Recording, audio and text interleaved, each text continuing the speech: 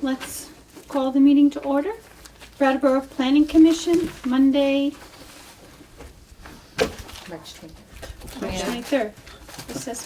This is minutes. Officially spring. Okay. First spring meeting. First order of business is to approve the minutes I move from March 2nd. I move we approve the minutes from March 2nd. Second. Any discussion? All in favor? Aye. Aye. Any not in favor? Okay.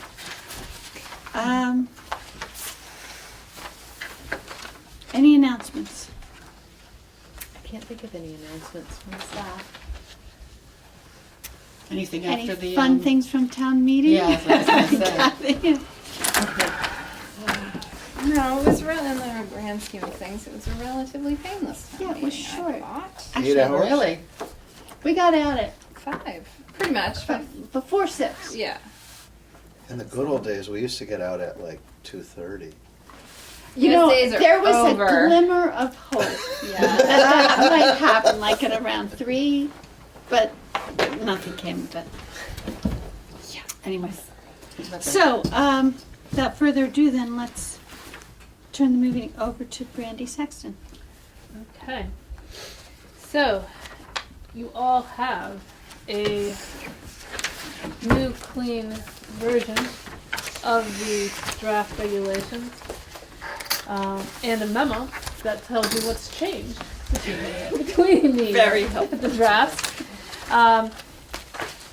The main things that have changed are the aesthetics of the thing. It looks a little different than it did in previous drafts. The fabulous hyperlinks are working in the electronic version, and there are some additions of more graphics and a few of the things that we talked about with the mixed-use district from the last meeting.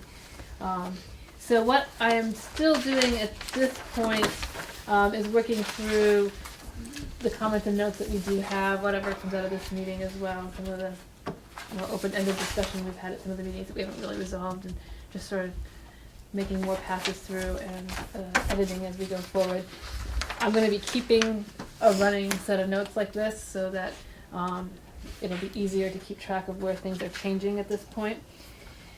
You haven't probably really seen the whole thing put together, in this layout with you've seen bits and pieces of it when I handed out last time, but particularly the part 3 pieces and things like that have gotten a lot more complete in terms of the illustrations and such in there, and the tables all going along with everything and fitting together. So those are the major changes, and I don't know the agenda, what order you put things down in.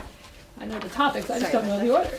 So tonight we were going to talk about the residential zoning district in particular, the uses and where we stand on that. That was one of the districts that there has been a little bit more public comment on in terms of what people were concerned about. The map changes that we made last time in regards to the mixed-use district, I think partially addressed some of those concerns because we ended up putting some of that mixed-use land back into residential and altering those lines. And a little bit, we took one part that was residential and put that into mixed-use. So we made a couple of swaps there that I think address a few of the targeted areas, but we should still look back through the residentials and particularly the uses. And then in part 3, we can walk through some of the changes that have been made and sort of what remains there that you haven't had a second look at.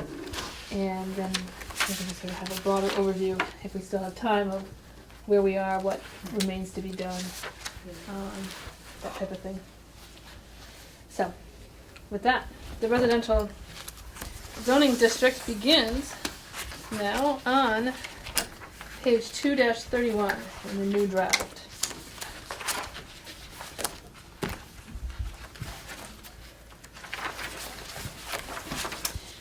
So like the mixed-use neighborhood that we looked at last time, each of these districts now have their own individual use tables. So that's actually on page 232, which hopefully helps with figuring out what uses are allowed where. I think it's easier to look at. I definitely like it separated out.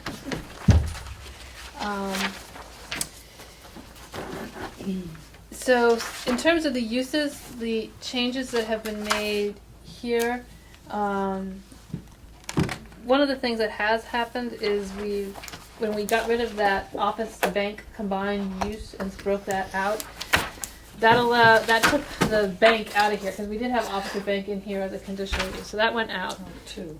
And we ended up, I added this professional services up to 2,000 square feet with a dwelling in here as I an would've option to consider. Scratching the 2,000 thing because it didn't work for the. We did general scratch a housing. bunch of that out of the mixed use, so that's certainly one of the questions for you tonight in the residential neighborhood, whether you want to keep those 2,000 square foot limits in the residential zoning district. And we also talked previously and didn't come to a resolution about particularly the shop store one, whether you wanted to see that either eliminated or limited to an arterial street or something like that, so that there was. Yeah, there was a comment to that effect. Yeah. I'd kind of like to get rid of it. I actually am in favor of getting rid of it now. Right now, No we only allow neighborhood stores, so it's kind of a neighborhood convenience store like the Avenue Grocery. And there is a size limit of 2,000 square feet. I think with opening it up to just general retail and shops, that we're actually probably undermining the other commercial districts and the retail space there. And it's not consistent with I agree. the commercial land use study that we did. I think that it might be useful to think about some way that like like if there were some kind of like a clinic or a professional services shop that wanted to have a small bit of retail in that would be, that there could be an allowance for that, so that it's not like a strictly, because if we're allowing business and professional uses, there might be, some accessory like retail that goes along Like, with are that you- wouldn't be like a store. Are you but- thinking, like the optometrists, they always have Yes, the eye exactly, class, exactly. I don't Something- see that as being Yeah, that's usually issue. regulated as just an ancillary typical use to Okay, those so type you of wouldn't things, need or a separate retail kind of the designation. hair salon that sells Exactly, shampoo. that's what I'm talking about, like Yeah. that you can Yeah. still sell things Yeah. in those, Yeah. okay, Yeah. okay, great. I think getting rid of it is a better protection for the residents as a whole. I would agree with that, as long as there's a way that people can still sell things from their businesses, if that's, yeah. Yeah. And I mean, the one thing, and I bring this up when we were talking about, from last time, talking about the rural enterprise, the ag enterprise, we have to remember too that there's also the continuum of home occupation and home business, and those continue to be possible in these areas. So it's not, by not allowing a standalone business and a commercial entity, we're not saying that there's absolutely no possibilities for any commercial enterprises at all. It's that there is this home occupation, home business option, and that really makes it sort of a subservient component to the residential. I So think that makes a lot of sense in the residential district, because it really keeps that rural kind of feeling with it. This is in rural residential or residential? Just residential. Just residential, yeah. I also was But- concerned. Oh, Sorry. Go ahead. before I You were move on to talking the about others. not minding having a little neighborhood store, but if you completely remove shopper stores, then there would be no avenue for someone to have like a little food store? Or No, there wouldn't be an No. avenue. So Not just the There are existing use. existing ones. Yeah, they're existing ones, and they could continue, and they could have new ownership. And Okay. So we don't, I mean, I have the map up, but the other thing to think about I is, should grab the big maybe one. just bring the big one yeah, and that's set what I it meant there. to do. Is to think about where these areas are in relation to places where those types of uses are allowed. So by the time you get from your residential zone to like Canal Street, that's where the store is. It's kind of, they're not too far. Yeah, I think it's a from good it. idea for us to look at that, because it is useful for people to not have to get into their car Car to to go go get to go milk. get milk. Yeah, Right. I like the neighborhood shop kind of idea. Wouldn't want to get into big like retail zone though. But it's interesting though, because we have had proposals over the year, and when it happens on western, certain locations, I think they're okay. But when it's kind of pushed out into other areas of the residential, that's not necessarily on an arterial, it's been controversial in the neighborhoods. I could see Yeah. that. I mean, and Yeah. I think that I don't know how we work with this being so new to this whole thing, but I think that there are certain Like a things that are more So- appropriate in arterials. This is the residential. Yeah, That's yeah. the yellow. And all along here can be commercial near to a residential. Yeah, so I would say, And this these is neighborhoods residential. feed into there, and they're, reasonably compact. You've got commercials allowed up here along that corridor. Probably the neighborhoods that are the furthest away is the Western Avenue corridor. Right, like if Um, Avenue Grocery closed and somebody else, and there was no Avenue Grocery, and that became a different use, there would be no way for. Right, but there's one there now, and there could be one there in the future, even if it was sold to somebody. But only in that particular. Yes. Spot. Yeah. There used to be a lot of neighborhood stores in Brattleboro, and a huge, just about all of them have closed unless they're on the main drag. And, That's I probably think true there's in a most reason for towns that, too. yeah. yeah, It's One of those What? things that's gone Keene by has the a wayside, bunch. Keene still unfortunately. has a bunch in their neighborhoods. I'm amazed at how many. yeah. But most other places there. I think it's more of a, the marketing and of the store itself, like that's why it's so hard to keep a general store in these small little towns. I think I'm just slightly conflicted about this one because I think of like neighborhood or Western Ave, and then also Vermont Country Deli. To just open that little store, and they're nice. It's kind of nice And is that, to that's have all that in a here? neighborhood. Yeah, it's at the end of. Yeah, Um, And it had that use already, actually. This gas station. The gas station, store. yeah. the inside was like I a little think for neighborhood. me the issue is more, lots of the little shops that are downtown because there's small square footage in those stores. They could go out into the residential neighborhood, and I think that we want vibrant commercial districts. And yes, I can see a little convenience store servicing a neighborhood. I think on And an maybe we can arterial manage or that. something. Have less of a concern with that. Not sure the market really dictates too much of that, but the Yeah. market will dictate it. So. yeah, I mean, if you don't differentiate it to being on the main street, then the concern from the public on the feedback was that people have an expectation if they live in a residential district, that it's a nice residential neighborhood. And not having, kind of the threat of commercial uses in there. Yeah. So I mean, we have sort of two avenues. We have, or maybe three. There's the no retail option, the allow it just on certain streets or thoroughfares, and we come up either with a list or something to specify where that would be allowed, or trying to come up with a definition. A number of communities around the country have been looking at like this healthy corner store type thing. So there is actually a working definition out there of that type of little neighborhood store as to what it might be. So you could go something along those lines and allow that as a use in there. We can do a little subset in here of that. Because otherwise that definition of shop or store, I mean, somebody could just start a yarn shop or, Yeah, exactly.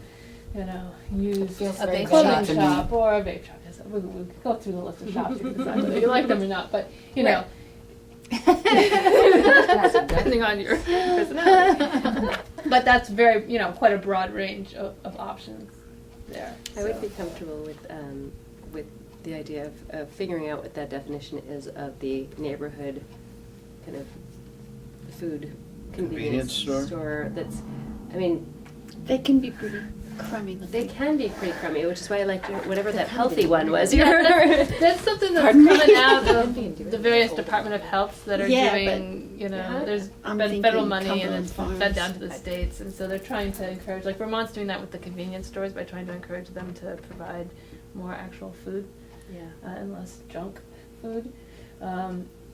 But other states have sort of created this definition of what a healthy, like you could call it like a healthy neighborhood market or healthy corner market or something like that, and try to certify them for that. Oh, you don't mean use. like any soda, 89 cents?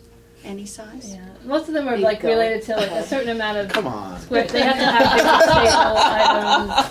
They have to have basic staple items, and a certain percentage of the store has to be dedicated to that type of retail and not to. I like that idea. fast Healthy- food. like a healthy neighborhood store would be the exception to the retail. Well, I can at least I show think you that- that I type of think definition. I would want to keep it at the 2,000 square foot. That's what we have now, and I think that And I Yeah. think that that's Yeah, we'd get a pushback reasonable if we changed size. that. I mean, neighborhoods like this, they're not going to support something a lot larger Right. unless they are right on the main. And then Drag. if you're gonna have it there, then I think it should be limited to some sort of major artery. Yeah. State Yeah, it highway. seems like Western Avenue is the only.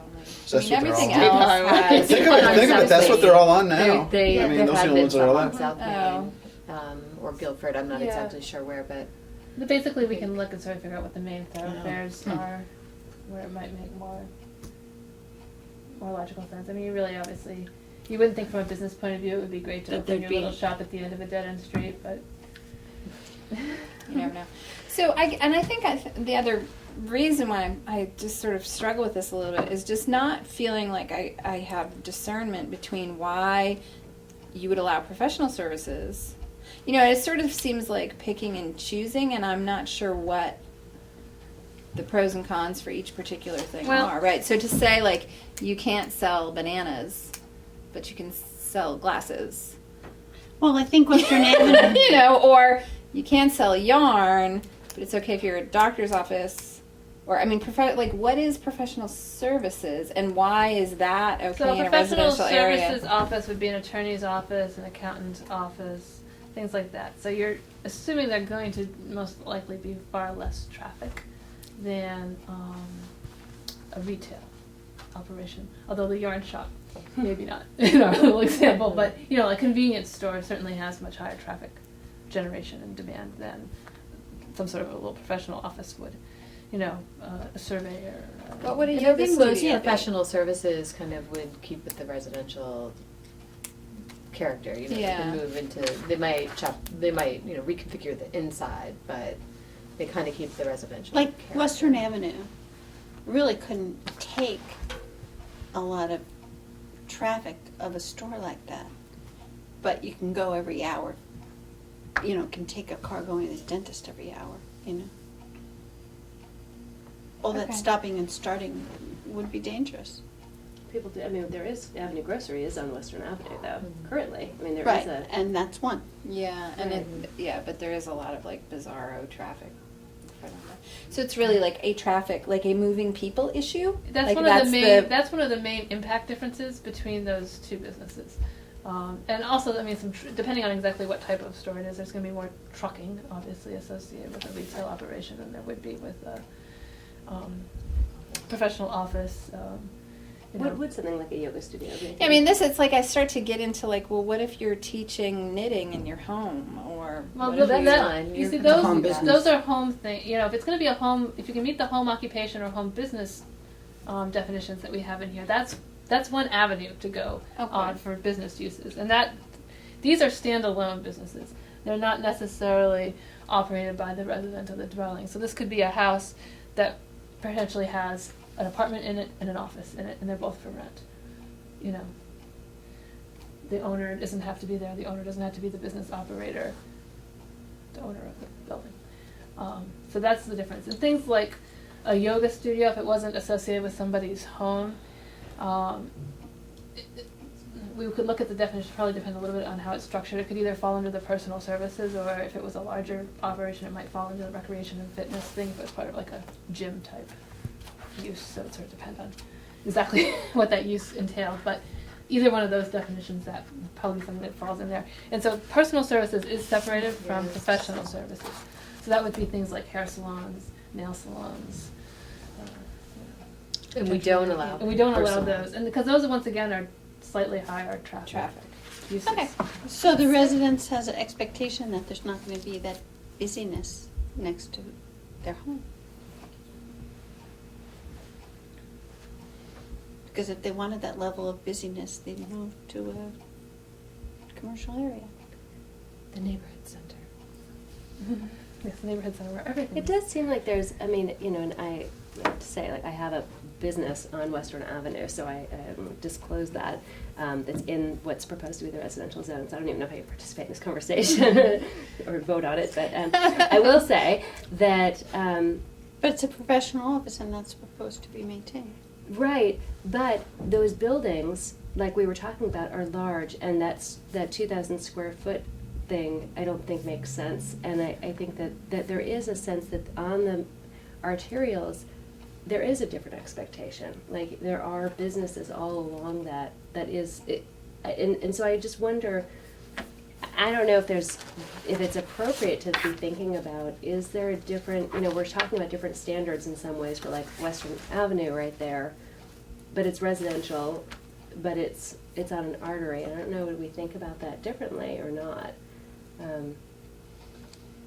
I think that, when I think about, like, just full disclosure, like my own property, the thinking about, like, just the physical layout of the building, if there's a 2,000 square foot maximum, it's not going to mean any more residential because of the way my building happens to be laid out. It just means that I can't use, I can't use my third floor because it would be too, like that there are certain structural things, but those are large houses. So if we're allowing for professional services and we're allowing for certain kinds of uses, that particular thing is a question to me. And like I said, I totally have a horse in that race, so I'll just put that out there on the table, take that as a public comment.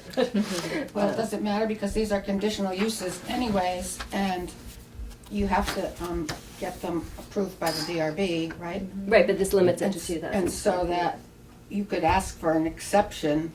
No, you can't do that? No, I can't do that. No. So I guess I would wonder why it needs to be, since it's going to be vetted in all those other ways anyhow, if that's necessary, 2,000 square feet. So I say that with my public hat on, not my commissioner hat on. Yeah. But just for One of consideration. our goals in the town plan was to make sure that those houses around the common maintain their aesthetic integrity. And I was thinking that keeping them all as professional would maintain that aesthetic. That's mixed use district. Oh, that's a so- misuse district. So that's a little bit different. I don't think there's the residential component. Yeah, we did And drop the Did we, residential. and I think we dropped the square footage For many of them, we left the square footage in for retail and for light industrial. But we took it out for uses. professional services. We did take it out for the professional services, based on this discussion at the last meeting, essentially the same structure, Yeah, same concept. I think that, the thinking for the residential neighborhood is, and Western Avenue, I think, is tricky because there are some large buildings there. And so it's like, how are you able to maintain those homes and for people to be able to maintain them? And so opening it up to professional uses is kind of what it's been zoned for, although it was kind of spotty. One side of the street could have it, the other couldn't. So now we were trying to allow it in the residential, and I think those are still some of the grander homes probably in town, the bigger ones. It's like the one size fits all doesn't necessarily work. Right, Because what's the- good there is not necessarily good in the South Main Street area or, Pine Street in Washington and there. Right, and when you kind of think of the character of a residential neighborhood, like when you go off Western Ave into Spruce and Cedar and all of that, it's very different than what's actually going on Western Ave when you think of the traffic and the speed of the traffic and Is that Yeah. what used to be here? Is that what this Yeah, that's what RM that Yes, is? it used to be Yeah. multiple residential that allowed office. And so the mixed use is The mixed use is this orange. this orange. So Yeah. would we want to have this be here? What are You the, talked about that at one point and decided against it many We months wanted ago, to leave but, that. we can No, throw we it back wanted out there. But we Like, wanted ma- to right, leave maintain the that character maintain of the it. character That's right. and not bleed downtown. Architecturally? out. Yeah. Use wise too. Mm-hmm. Use wise. Yeah, I think the last time this came around and was discussed, you went back to what you had heard from the town planning conversations about maintaining residential occupancy on Western Ave. Well, we could keep it that, in that district, there has to be a residence, and take out that specific square footage thing. So, With dwelling. Yeah, there has to be, professional services with dwelling would be conditional use, and then, that would be. I wonder if this is one that we could do, if we wanted to move in that direction, is this one get tied to roads as well? But still, I mean, I can think of some instances where, in the past, where there's been, maybe a plan along that major artery to put a 3-story building, and because it was mixed, wanted a variance because it was still residential, but if we made that mixed use, then that would be allowed. I wouldn't suggest making it mixed use, Yeah. but I think if we're gonna get rid of, are there certain streets within the residential neighborhood that are more appropriate for professional services than others? I'm thinking more of I mean, I guess from my perspective, like we live on Orchard Street and I work downtown, and I walk Western Avenue when it's nicer out all the time, and we'll do things where Frederick will bring the kids over to the playground and Crowd Lot, and I'll meet him there, and then he'll go to work, and then I'll walk the kids home, and on a July day, if it weren't for that market, we would pass out because there's no place, right? So I'm thinking of it more as like walking patterns, right, for people moving in and out around that area, and the playground, and having access to, like, if you need a snack. So professional services are not really helpful. I mean, when you think of a residential neighborhood and how you're using it, and you're walking around with your kids, or you're walking them to or from school, or the idea of like maybe being able to get an ice cream, or I think is appealing. And I understand the traffic question. That's still on the major avenue, which is what we were talking about, rather Right. than down on Cedar Street, say halfway down, there Right. being a neighborhood Yeah, store. I think there needs to, if we want to Or on have your those street. uses that Connecticut you Avenue. guys are talking about, I think that this needs to be differentiated from the residential zone. Those with the deli. Well, but it doesn't need to be zoned differently. There's What Brandy was saying was you could just say We could put in a special note and allow for those uses On Western specific Avenue. streets.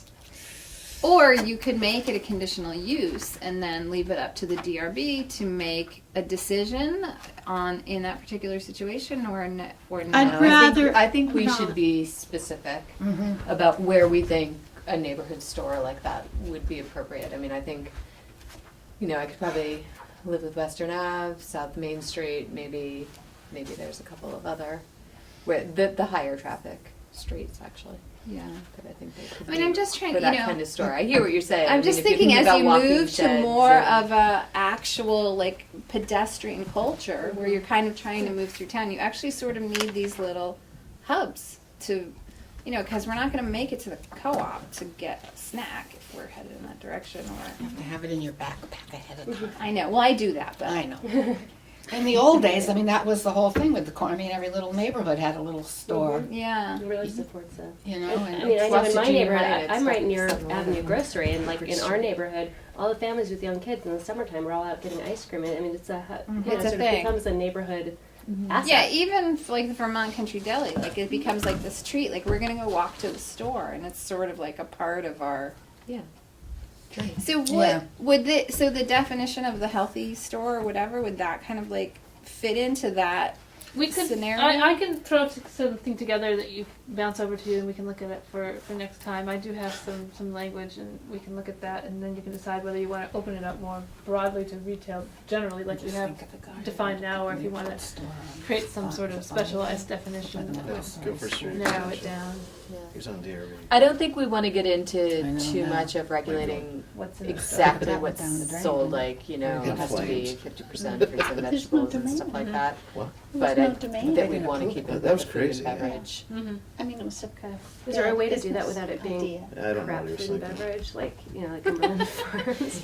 Maybe a I'm I- sure that there is, but I I like don't the idea know of that having, this office wants to get convenience involved in stores enforcing. Sure. that. Still, that they could be in the neighborhood. Like, I'm on Washington Street. There, on Central Street years back, when I was a kid, there was a store there. Over in Estyville, there were 2 stores, only one survived when I was a kid. And actually, right after college, that went away. But I like that idea of having it, but in all practicality, I don't think it'll ever happen. So I sort of think if, I said state highways, South Main's also another, good potential one, how to call it, but if it was on a state highway through that type of neighborhood, I think that would be. And most of those are already zoned that way except for Western Avenue, aren't they? Yeah. I mean, that's what I'm realizing looking at the map is sort of in most of these areas, you actually have, you're not too far away, right? From, Yeah. like if you're further in West Brat, there's like 2 sections that you might be able to access. If you're down here, it would be downtown. But it's kind of a long stretch in here to not, I don't know, whatever. I may be just being very selfish about it. I want my ice cream on my one. No, well, you like take that quarter mile to half mile. It is actually kind of an interesting thing to look at, I think. Because it is a change from what it was before. So we're definitely going to research some Well, sort of neighborhood store. Neighborhood-oriented store. Grocery. Okay, And, where and did what we end size up on? professional office? Yes, that's what I was just returning We back. didn't, We yeah, didn't resolve we didn't that. resolve that. And is it different on an arterial like that or not? I think if we have the same goal around the commons that we do on Western Avenue to maintain those structures Yeah. as professional offices, then I don't think they can just be limited to 2,000 square So feet. I will say this, I think there was a slight difference in how I understood the goals for the 2 areas. That my sense was what I was hearing from you all was that around the common, it was the structural characteristics was most important, and you sort of thought that the residential occupancy was already lost largely in those structures, but on Western Avenue, the residential occupancy wasn't as far Right. gone, and so it was an effort to buttress and prevent further erosion of the residential occupancy When you look, aspect. when you look at I mean, Western Avenue is not, I mean, it's not that desirable of a place to live as a residence. The house that I bought had been on the market for over 2 years. It's not, I mean, like, it's just something. I know a lot of people who live on Western Avenue, Mhm. I mean, and Yeah, there's, yeah. solely residential structures on Right, there are some, Western yeah. Avenue. I think the other thing that the West Brattleboro Association would probably bring up, especially for this stretch in here, is that they're trying to really preserve the village center as a village center, and they just didn't want that expanding out Yeah. by having this all start having Right. other little stores built in there, even And that's, I and think, and between the highway, I mean, we've lost a two gas stations, and it all looks better in my mind. And so there's the deli and its little convenience store, and then a half a mile further down the road, you move right into the village center. And That's there why- still is potential to have a little store of some kind. They're always asking for that at the West Brattleboro Association. I mean, I know they wanted a co-op there at one time, and the Zeider's Deli building is empty, and who knows what'll happen to that, and so I just want to Yeah, I think have there's us a keep that difference. in mind about the village center in West Brattleboro. That's one of the things there, since there's a very active association there, they're really, wanting to keep that built up. And I think there's a difference between this side of the highway and this side of the Yes. highway on Western Avenue for the things that you just said. And so whatever this district was, I think it needs kind of special handling to not just be a regular part of this residential district that we're talking about. I don't know, It's, what do you see there that's not already there? well, I think I think there is a lot of office use there right Yeah. now. And so it almost does need a little special handling in terms of the office uses. I mean, making a decision to allow a building to be 100% offices and no residential there, I don't know if I'm willing to go that far because it is a residential neighborhood and we still want to. what I was told, which wasn't apparently correct information, but what I was told when I was first thinking about buying the house that I bought for my business was that it needed to have a residence in it, that it needed to be a dwelling, and it didn't matter how big that it was because there is a need for a variety of sizes of dwellings.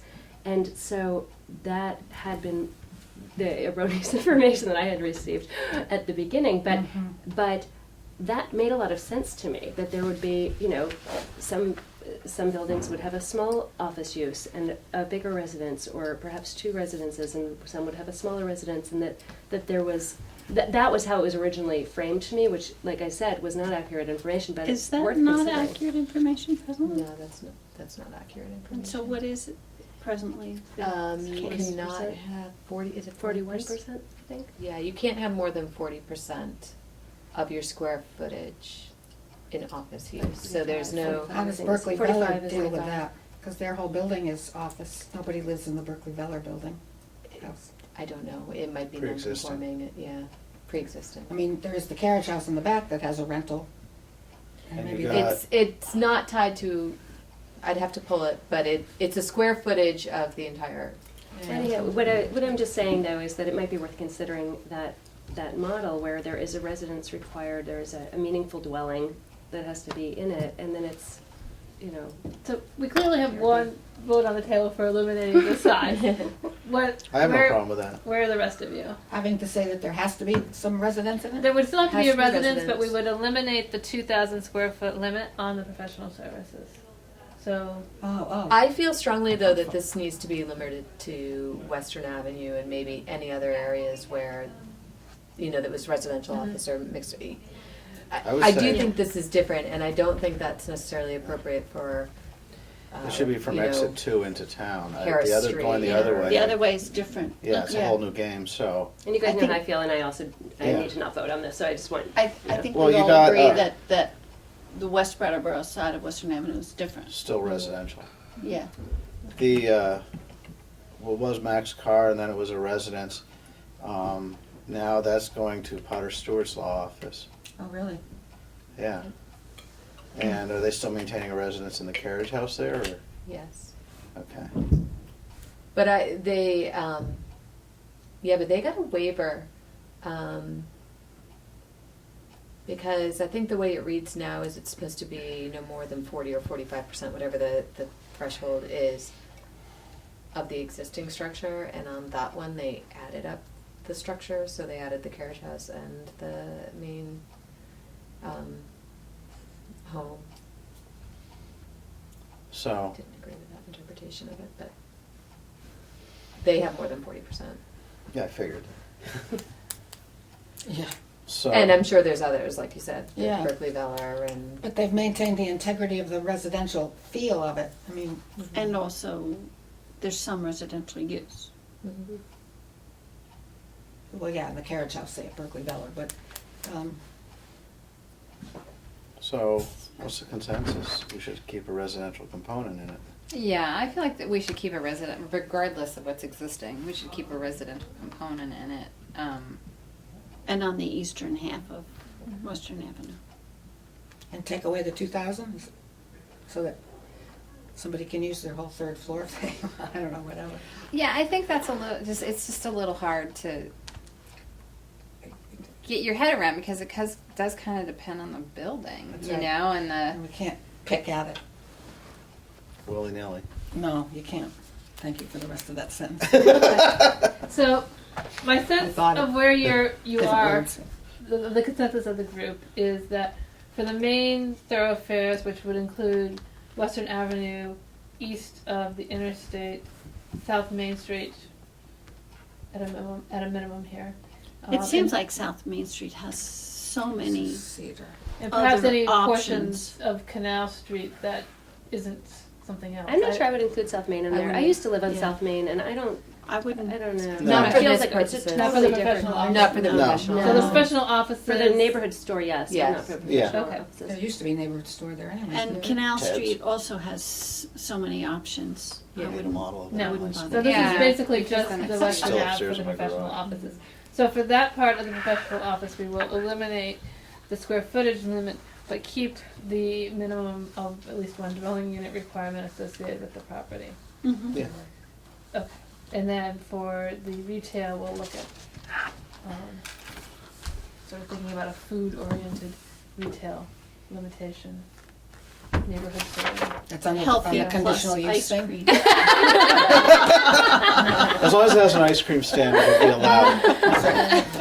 So this is under the shop or store part of the Yeah, conditional? I'm gonna That's the part rework I those. had I'll trouble probably do those with some sort of special notes that go below them that have more explanation that go along with them. Can Special I notes. can I Per just order throw out of- a couple of other uses? All parents with kids. I think that religious facilities should be a conditional use because of the traffic and the Oh, yeah. That's a good potential point. to.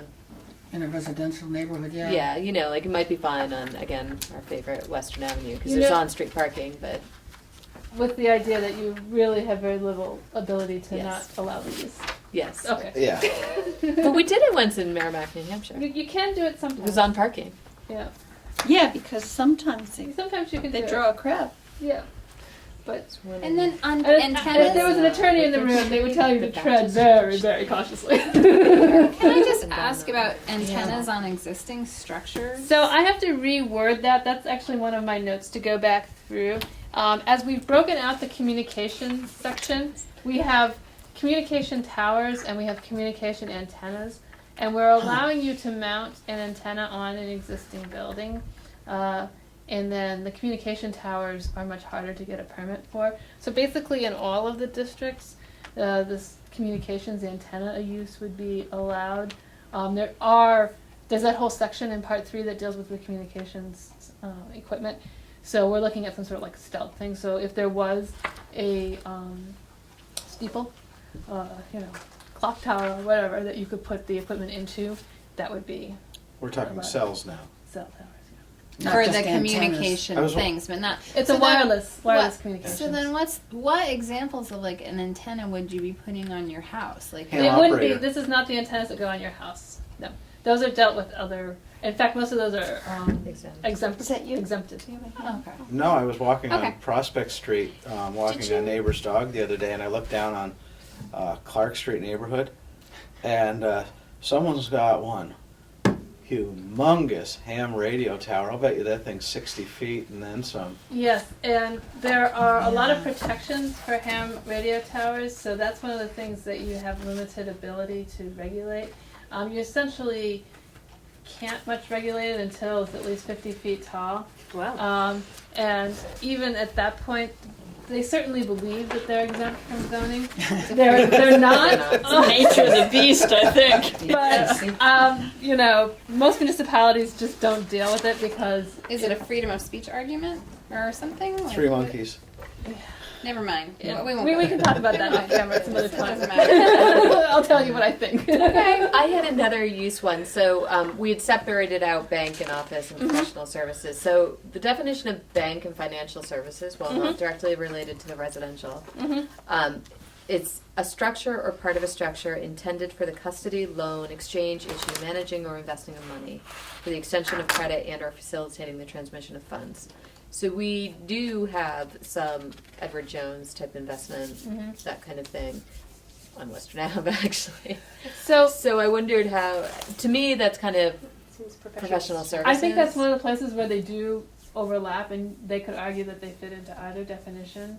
And I know that made Brian nervous on professional services and office before, but I'm not sure you could entirely separate that. I think they could come in and apply for an office professional services for an investment advisor. Can we just get rid of the I mean, I know this is an LBCS definition, right? Yeah. I was thinking, can we just call it a bank? Bank or credit union, and, because that's more of what we don't Well, want I think there. of financial services as being very different from a bank. Right, in so terms- that's why I'm saying, Yeah, like a separate, it's financial more advisor professional. or- So you want to Yeah, take that seems more like bank professional out of services. it. So you want to Yeah, take the take financial bank out. services. Much more Yeah, like we something call it- you could do out of I your mean, house yeah. too. Yeah. Set up a little teller window. I know we're messing with it. That's okay. We have messed with a couple of them anyway already. We've tweaked a couple of the They're others. different in a small town as they were in the It's city, all too. okay. I'm having that feeling like about my parenting. Like every little decision, it's gonna be okay, right? I'm not gonna mess up the whole zoning of the town by changing that word. All okay. I don't know, you were at town meeting. So that's what I had on the uses Okay. for this section. Now, we did have, I will say that we did have public comment on cemeteries in the residential neighborhood, but What was the comment? Was that it, they didn't want to live next to one. But They're they're already there. They are there. And there's not really enough land to build. They're adjacent quiet to neighbors. it. What's the problem? Yeah, they're there and they're not going They're anywhere. nice places Yeah. to I grew up walk. next to Yeah. one. I loved did it. too. I played grew in it, up- went to Gosh. picnics in it, we went ice skating in it in the winter. Played in the I brook did that too. went in the back side of it. I mean, what would it take Great if you place. wanted to build a cemetery? Mother Wouldn't you could have never to go find me. through some like very intense process anyway? Cheap land. No? No, not really. There's not like an Tax. environmental impact There's some assessment state you have to regulations, do I or think. something? That's The last not, one not, that was there's private really was not very Ambleside. much. It's actually kind And of they funny. basically Which abandoned town it, was I and in? the town was obligated by the state In by law to take Hartford, it New over. York. I had a public meeting when doing my comprehensive plan, and the biggest issue in town was the cemetery. This is the only town this has ever come up as a major municipal planning issue. Huh. But they had recently expanded the cemetery and sold plots to people that were ledge. Or ledge. Ledge, so it wasn't going to be very easy to dig holes. So this was a problem. So this was a major community issue, but normally cemetery is not Yeah. a major community planning issue, and there really isn't much regulation of them. You would think, that's funny, you would think there would be a lot of That's environmental. Yeah, right. I think Mhm. like, so then in the residential area, I could have my house and I could have a cemetery in the back. Well, I mean, there are standards for having a cemetery or even having a family farm and things like that, but in terms of major permitting requirements, I don't think there's significant permitting or oversight once they're established. I have a quick question just on side setbacks and stuff. Mm-hmm. Residential neighborhoods are now, it's 2-31. 15 feet side setbacks. Does that go for every neighborhood, residential neighborhood in town, or does it vary per? All the yellow. Okay, the only reason I'm asking is when I built my garage, and Mhm. it was 10 feet for Yep. occupied, 5 feet for unoccupied. And garages still have a separate accessory structures and uses, and that's on page 3-2. Okay, so it's just getting larger though for Yeah. residential. So 15. garages can still go to 5 feet, Okay, as a minimum. okay, Yeah, so this is for the principal structures. okay. Because you may be playing Led Zeppelin really loud. And we did change that number a little bit, but we did merge a whole bunch, several different districts, and so that was sort of a compromise to Okay. come up a little bit from the one that was 10. And I think there was one that was 10 and one that was 20, actually. Ours was called an old neighborhood. Yeah. So it was 10. Yeah. That's, But we I don't think still do that's have existing the, zoning anymore. Though. yeah, I think Well- we still have the accessory ones Yeah. that will let you get closer. So 15's fine by me. Excuse me. Okay. I have just a question that's not, I don't know, when you were talking about communication towers and antennas, it just made me think about radio station towers. Like I live in a residential neighborhood, but there's a tower there for the radio station. Is that allowed? what? I know where you live now. What? I know where you live now. I think that's It's like my that's address also is on- pre-existing. I live on Larkin Street, Oh, okay. off of Williams. So communications towers are not my bestest This thing isn't off the top pertaining to of my what we're head. working on, it's So more of a some personal things- question. And I'm trying to think. I don't think the radio towers do. Do you know Sue, whether they have to go to the public service board? I can't remember. Radio stations were And didn't they I don't have think one they there? do. I I think don't they are. I don't in think the 250 last ones. one we had I think was they're Act Act 250. 250. I Just don't a think it's short 250. little, Okay. There was one. Eric might know. When Austin put their tower up for the community station. Yeah, that didn't go for Section 240. Yeah, they go through Act I think that went 250, Act right? 250. They're Act 250. I'm just Yeah, trying to they're think all what the heck it was. I just remember seeing the permit thing on the glass. Okay. Yeah. Didn't know So- if you might know. I think that was all local though. Definitely came. I didn't see a state permit thing ever up there. Yep. So then those fall into. I always have trouble in my mind sorting out the technologies and figuring out which ones fall in which bucket. So I think that they do fall into the wireless communication facility bucket with the radio station ones. So they would come in to this set of, and you do have regulations for those. And right now those can bypass you and go to the public service board. So there's 2 avenues open for those right now. And there's also a whole bunch of exemptions for people's ham radio Yeah. antennas and for satellite. There's just a dishes thing, I and know things like that, I don't know where the ruling comes from, or whether it's an FCC rule, It's a communication intelligence. because of radio towers interrupting, say, people's heart monitors, pacemakers, and I get interference on my phone line all the time. My phone line channels the radio station. I can listen to, in the summer, I can listen to Red Sox baseball while I'm talking to you on the phone, say, for instance. You know the score. Carolyn always knows this. I have to have some special things on my line. Yeah, on the lines. Yeah, Done it, yeah. but there, when I investigated that, I found out that there were certain, and I think they were more FCC rulings, that when they were put in residential or near residential neighborhoods, the radio station had to comply with certain things that I think weren't related to town zoning, but Yeah, with federal. Yeah, there are federal rules for them, and then there's some state. They would go through Act 250 things as well most of the time.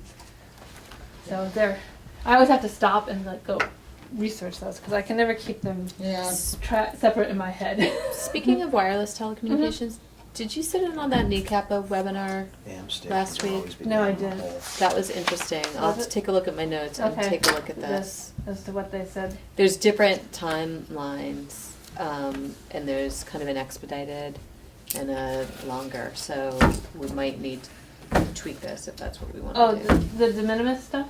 No, More? no, it's federal. Oh, federal stuff. Well, the de minimis is supposed to take care of the federal requirements. There's timelines though, like you have 60 days from when it gets submitted to approve it, not 45 days from after it started, like 60, Planning, yeah. American Okay. Planning It's- Association. Oh, yeah, sorry. There's been some federal We're doing- changes. Huh? Yeah, there's been some federal changes. They're Okay. still taking final comments, but it looks like the final rule will be, So then we'll have to Yeah. tweak it and stuff. The joy of things that have federal regulations that go along with them and trying to keep track of them. yeah, it was interesting. I thought it was going to be a boring webinar. It was not. Yeah, well, that's good. That's useful. Okay, so anything else in the residential neighborhood that we need to go over here? I think we have the use questions that came up. So barring that, 6-foot porch was one I have 70 feet of porch on my house, and the front one's actually probably 5 feet or so, but it's still pretty nice. it's nice, but you can't do that thing where you can set up and easily get by with a table. That's the reason for the 6 foot. So you can have a table easily. Brings spaghetti. And the sides are 3 feet. The But thing it is that looks many nice. places, that have put in a requirement for a porch and don't put a depth requirement on them, you can get these little. Where is silly this that we're hardnesses. talking about? Several places. 2-33. I have a question. Mhm. In the parking standards in residential, in 226FC, 30, no more than non-residential. 30,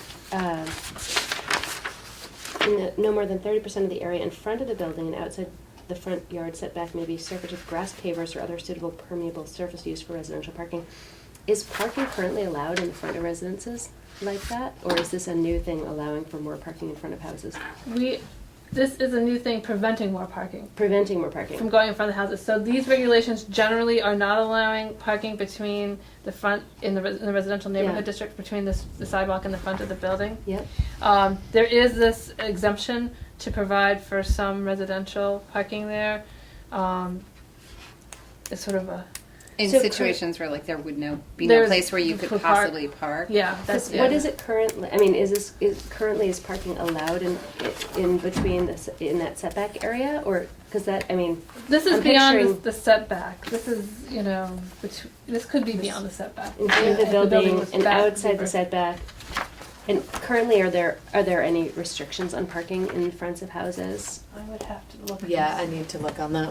I guess I'm Not for single. I mean, this is for the non-residential, so the multifamily. Oh, this is not. Yeah, this wouldn't apply for 1 and 2. This is the multifamily dwellings, right? Yes, Randy? multifamily. Yeah.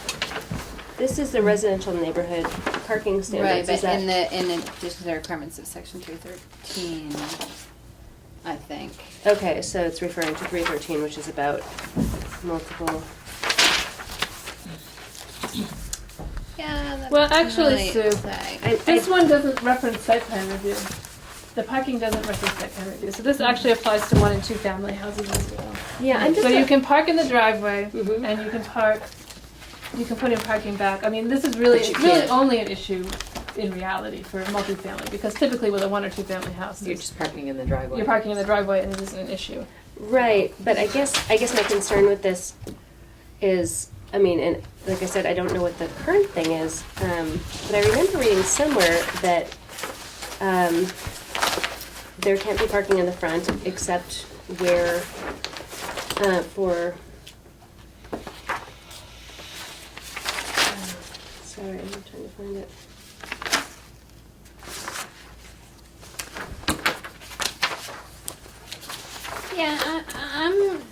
I'm confused too because it's not. You just said this was for 22.6.f. Mhm. Applies to what? This applies to all parking in this district, any parking associated with any use. Then 22.6D Specifies, number 3. No parking is permitted within the minimum front yard setback Right. in any pre-existing parking. Okay, so that's the setback. mm-hmm, So then beyond the setback, in any building in this any lot Area. in this area. you could do not more than 30% of the area in the front of the For building. residential parking, But that's this whole district is residential. yes. I'm not sure how I feel about allowing for parking in the front of houses in residential. In that, So this Is is that- something we did talk about before, and this is one of the challenges. We've merged together the residential mix and the residential multiple and the residential district, which means there are some fairly built-out residential lots in terms of their multifamily, and pretty much all the land that they do have is in the front. needed Given kind over. of for parking. So this is provide a little bit of flexibility to allow that parking, but trying to keep it, the permeable paving or surfaces, so it's not just asphalted over or gravelled over. Right, but when the completely. vehicles are all parked there, it still has the same effect. I mean, aesthetically. Give me an in the example residential of like like a building that's pre-existing where. Where this The- happens, where there's parking. in Yeah. front. Yeah, I mean, because I find that's what happens with me is like I'm thinking of a house and it's like why would you ever put a car in front of the house? But then you guys come up with examples and I'm like, oh, There's that's what that you're one talking on about. Prospect Yeah, Street Prospect that's Street. kind of awful, like It's just awesome. asphalt Yeah, all over the Frank front Urozic's all there. places. Yeah, they've been like that forever. But yeah, there's no parking with that property at all. Well, there's And one so across they from Crow park Lot. all right there in front of the building, and it has an effect on the residential character of the Oh, yeah. neighborhood. Yeah. So, right now, as I see it in your general standards, the parking isn't allowed in the front yard setback, That's but it's right. allowed in the front yard. Yes, that's right. So this goes a little bit beyond. Okay. You see, we've pushed all of the parking to behind the front line of the building. So this is a little bit of a relief valve, because we did, Okay. when we talked to this last time, there Because were some it's a voices. change. Yeah, there were some voices saying that some of these buildings are going to have parking in front of them if they're Yeah. going to be I'm people thinking, living in them. Yeah, I'm thinking of there's one across the street from Crow Lot that has the house is set back. Can you think of it's like On Western Avenue? Yeah, you know where Stephanie Keep's house, the one with the chickens that has the high. It Yeah. almost looks Right like it across. was a schoolhouse or There's something at one one right time. next Yeah. to it That was has set back two and it's like a front- duplex? two Yeah, front yeah. doors, and Yeah. they have a parking lot in the front of theirs, but it's sort of hidden with tall shrubs. Yeah. Actually, so that's one example of like where I'm like, okay, I could sort of see it there. But Right, then it's like think if about, you the didn't one allow across from- parking in the front there, they could not park. Right, they Right, wouldn't. because they can't They park have on no Western off-street parking. Avenue. Right. There'd be no other place to put the car because there's no behind, right? Right. So I think that So like that would- that this is the example- release valve for like, I always just think of it as Yeah. a driveway. yeah. Do they come in and then turn to No, park? it's just, No, it's just all paved. asphalt. It's just paved. I mean, so but my concern is like what you're describing, where you have, like a residential neighborhood, and then it ends up feeling And very so the uncared for. prohibition is identified to Help prevent that. prevent that. Got it. Yeah. Okay. Thank you. Thank you for taking the time to clarify that. Yeah. There's also someone that actually approached me about using part of our unbuilt lot for parking for that place. Hmm. No. For which place? For the corner Prospect Not and sure. Central, where Oh. those 3 houses are. That would have been That's a block away. Hmm. Forget it. in a parking lot. I didn't want In the it. middle of Yeah. Central. Mhm. Okay, so shall we move forward to part 3? Yes, Sure. what page is it, Brandy? It begins on page 3-1. Convenient. So neighboring. These planners are so Can't logical. fool me. So, we went through these and you guys made changes, much of which you will see reflected in the text.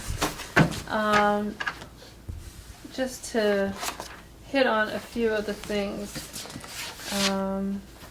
I've tried in a number of places where we had big chunks of paragraphs that were quite long provisions. If I could break them out into bulleted shorter lists, I did. So a couple of places where you see, either broken out or simple or reworded for clarity and things like that, that's what my notes are getting at, is that I've tried to take big complicated sentences and break them out into bullets if I can. Something just jumped out at me on the first page, which is the foul section. With the rooster? Simply because I had to go to the DRB before there was approval for chickens, and I had to go to chicken court. But I just, the 50 feet away from any dwelling or adjacent property, an adjacent property, is that something that could be, like somebody could go to the DRB and say, hey, or is that like There's no waivers. there's no waivers? After that, there were big. And do you still And need it- like a permit? This is what we have existing. Okay. So, Yeah, so this Yes, is you do. unchanged.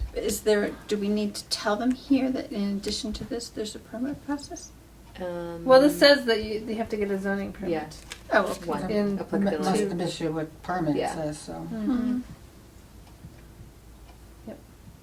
And this is what you have now. Yeah. Yeah.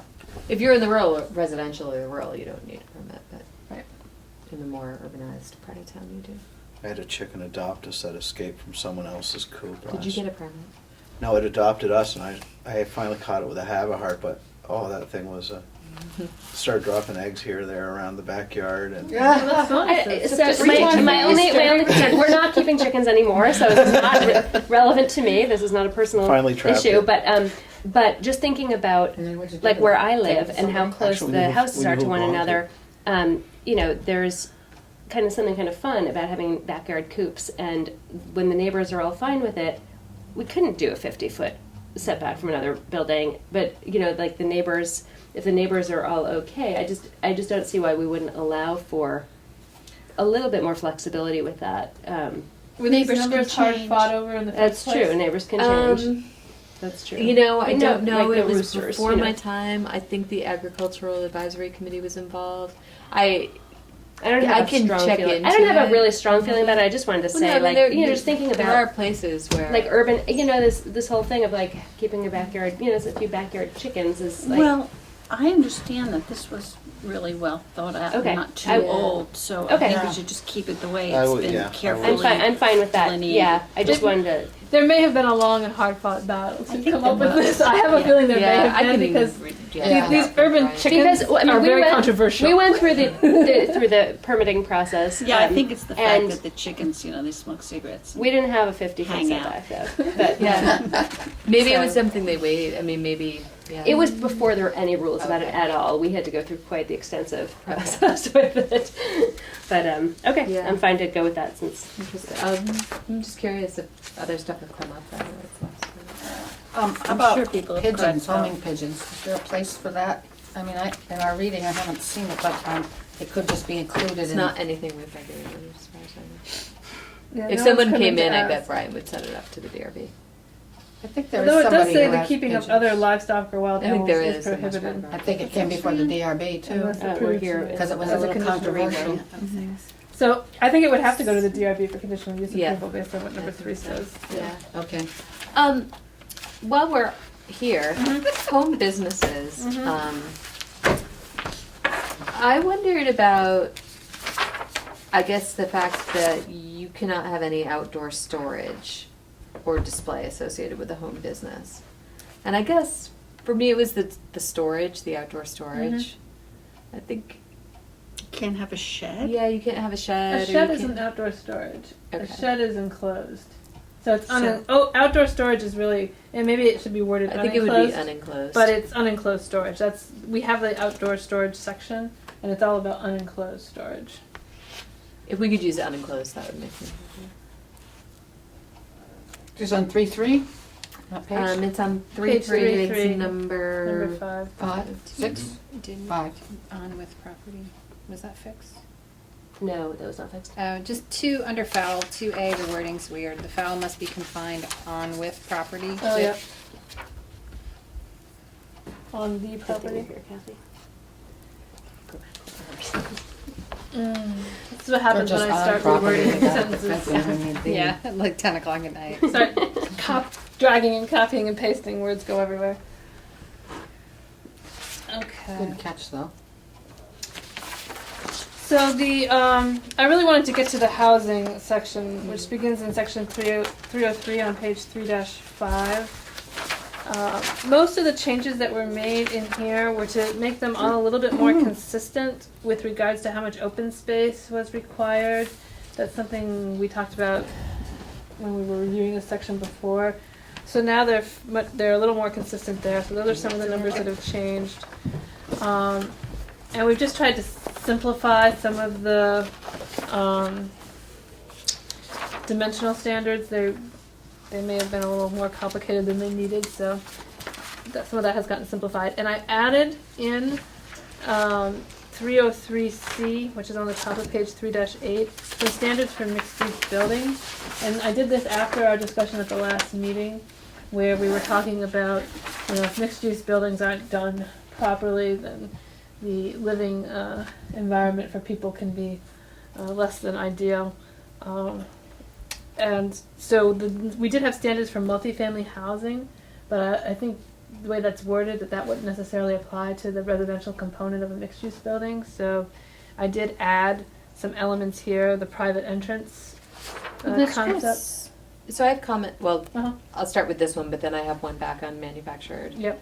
homes. So 303C D, where you have to have a porch, deck, balcony, patio, courtyard. Mm-hmm. I think that I'd like to get rid of that. I think when I think of mixed use and I think the type of projects that we're going to see in Brattleboro, I don't think that they're going to be the balcony porch thing. I think they're going to be the more urban, dense. Yeah, I'm good with that. It getting feels a rid of little that. bit too, Okay. I don't know. Too posh. Yeah. I mean, it's a nice amenity. I'm all for a developer providing it, but Shouldn't be mandatory. yeah, I guess I was uncomfortable with that one. Yeah, the must. Yeah. And then I just want to say that I wonder though if we don't have anything in there about some access to the outdoors, which is really what it sounds like these things are kind of. We're not in a dense like urban city center here. That there's Well, the something mixed there's use- something about but I don't know. I just think that there's something about actually providing some access to outdoors, which if it's not in here, might just not happen. I mean, we're requiring all sorts of other things, like what percentage of the front has to have windows and all other kinds of things like that. I think it's a housing affordability issue, and it would make what's sorely needed in town, especially in the mixed-use areas, is affordable housing. So this is kind of a deluxe housing element superimposed on something that really should be affordable housing. I don't know that I agree with it. It would be deluxe to have, like, I don't know. I'm not sure I agree with that, but This that's would fine. only with be me. applied to like a new building? I mean, because I'm thinking of like if you have a whole old Victorian and it's on Canal Street and you have apartments upstairs and you have an office downstairs, you're not gonna have a balcony, but you're not, so in that situation, they wouldn't be required to retrofit the building with, would they? Well, according to this, you would, because it says But if must. you were converting, like, that would be pre-existing before. Yeah, I mean, if it was a So you're pre-existing. building a new, so it's really you're building a new building, or Mhm. you're doing enough of a reconstruction on something that you would trigger Right. some threshold where you'd have to do it. Okay, I'm willing to let that go. I mean, was your point that there's a difference between the rehab of an existing building and a new No, I'm just construction? trying to think practically, like in what situation would you be able to actually do this? New construction. And it's also, you know, I'm also just thinking of the fact that it's winter. I mean, that it seems like it. I'm agreeing with Liz. It seems like it creates. It would be really nice, but it does create a different level of. You know, I mean, someone could come in and want to build like an old Victorian, and they wouldn't be able to because they'd have to somehow get 60 square feet of like deck space on it if they wanted to put. And it's only usable, you know, what, 6 months out of the year. It does seem a little luxurious. Okay. Okay. And then if we could go back to. See the manufactured housing one? Yeah, 3-7, page 3-7, it's gonna be the first top, so it's F. The manufactured home park must provide a minimum of 400 square feet of common open space suitable for community gardens and or passive recreation use per home. I feel like that's treating it like it's a multifamily, and I think the manufactured homes look at themselves as single family. And because they have a requirement for 300 square feet of private contiguous usable yard, I think that for a large park, that could be a lot that we're requiring it. I think I'd rather see it like on that subdivision model, like if you build 50 units or more, then you need to provide a park space or something like that. But, you know, if you have 100 units in there providing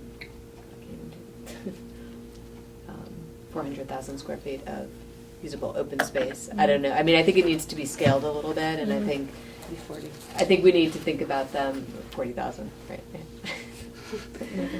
Still a lot. Yeah, I mean, I think that we should consider them as single-family homes, and we don't have that kind of a requirement on single-family homes, do we? Maybe we do under the cottage. Under the PUDs, that does start to come in with the PUDs as well. So this language is fairly similar to the language that's required for like the cottage cluster language, has the same sort of open space requirements that go along with it. Both private, some private open and some public shared common space. I mean, I think your odds of getting new Large ones, new yeah. large manufactured home parks is going to be. And is this the one we were talking about where it's sort of like moving like the mobile home park into this manufactured home park? Yeah. Right? Well, Not the not with the intention of doing it, but, Yes. but that was the when Yeah. we had that conversation before. That's what we were talking about. yeah, they're was this becoming more shifted- stick-built, no longer on the Right, well, right. They're still manufactured, let me put it that way, but they're no longer on like the chassis. And Right. You can, They're no longer- they actually okay. get placed on. They're no longer mobile. Right. Okay. Right. You get me double-eyed right now. It's not even. They're that. only mobile once. Let's put it that way. You move them there, and then they're pretty much there.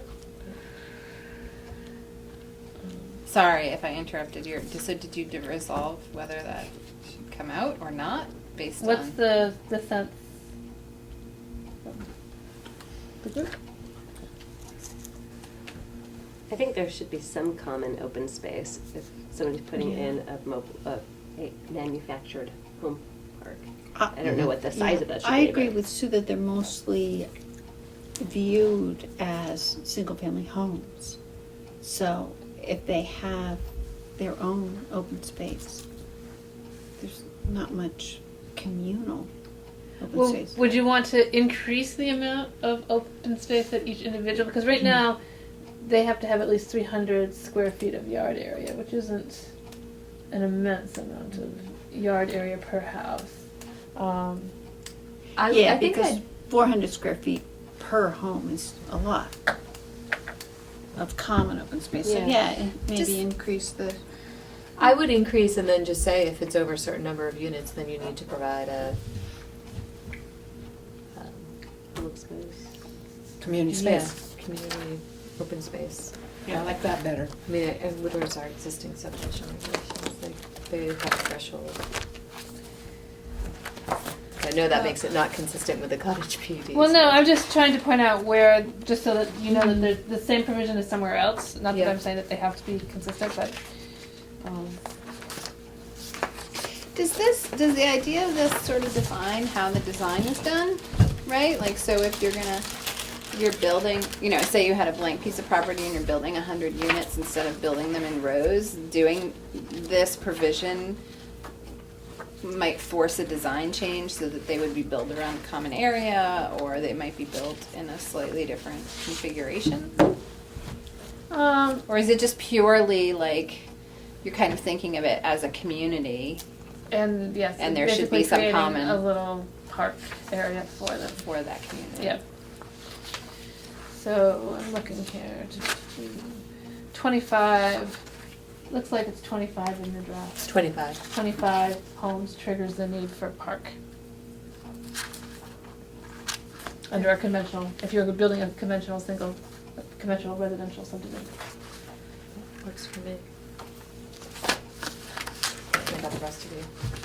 So if you're putting in a big park, you'd get your private space, but then if you had more than 25 units, there would need to be some other park space provided by the manufactured park. Okay. But then what defines the parameters of how much park space that is? Is that, So close my think too much here. I mean, because So- I was just thinking of your scalability thing. It's like if you have 100 and So you're- it's the there's same. 40,000 It's the square same feet. 400. So I did try to. That's one. I think I may have adjusted this note. I don't know which ones I adjusted, but I tried to adjust them all to 400 because that seemed to be the one we were using the most as the common open space per unit. So the conventional subdivision has to provide 400 square feet of common open space per dwelling unit, or 10,000 square feet, whichever is greater. Does this assume a certain size, maximum size on these manufactured homes? A maximum size. Right, on I mean, them? like, what's the difference between like I'm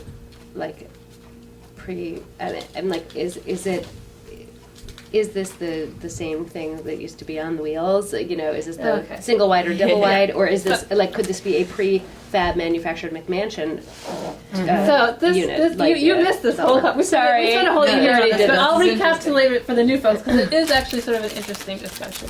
So what was conventionally known as the mobile home? What distinguishes it from the manufactured home and the double wide is that it still has the chassis Okay. in it, so that even after it's placed, it can be picked up and put back on wheels and moved again. The manufactured home no longer has the chassis. As the state is moving things, they are trying to push for an option for rehabbing the mobile homes and mobile home parks into and converting them over into some sort of more energy efficient modern housing. Mhm. And so those are heading away from being mobile as defined by still having the chassis under them to something that's more like a factory built modular Okay. home that would be, they may have foundations and be permanently installed at their location. How much, and many of the problems is that the pre-existing mobile home parks were designed for the mobile home of the 1960s and 1970s, whatever. They were much smaller. They are often put quite tightly. It was before there was perhaps appropriate regulations for water and sewer, so there's so often problems because of the design. And so if you imagine those being replaced with larger homes, which the new construction is by definition larger than that 60s or 70s, mobile home, because they're just not allowed to be that small anymore, usually width-wise. Okay. And they also now can be much longer. So problems start to come from this, from the replacements in terms of the spacing and the design and the setup of the parks. So this tries to thread some sort of a line in between that. There's also a bunch of state and federal requirements that come into play with how much the town can regulate the replacement of homes in pre-existing mobile home parks. There are some protections for those. and for them being able to be replaced. And it looks like the state may make an argument that they can be replaced with other kind of housing. Who knows if this will hold or not, but that's certainly a possibility that you may see coming towards you at some point. Makes for a very sketchy neighborhood. It's going to be great when our flood regs say, Yes. no, you can't And then- place it in the floodway. And then you have another layer of complication is that a number of these mobile home Yeah. parks, and this is quite common elsewhere around the Yeah. state and country, is that they often are in hazard areas as Yeah. well. So there's another layer of regulations that lay on top of that. So they're a real challenge to figure out how to deal with. So this is set up to try to allow, because there are some benefits if that could be done well, it would be beneficial for everyone. Again, But yeah. if it is not done well, it could cause unintended consequences, I think, as well. So this tries to provide some mechanism for the town to review it and try to move it towards the Okay. making things better rather than worse.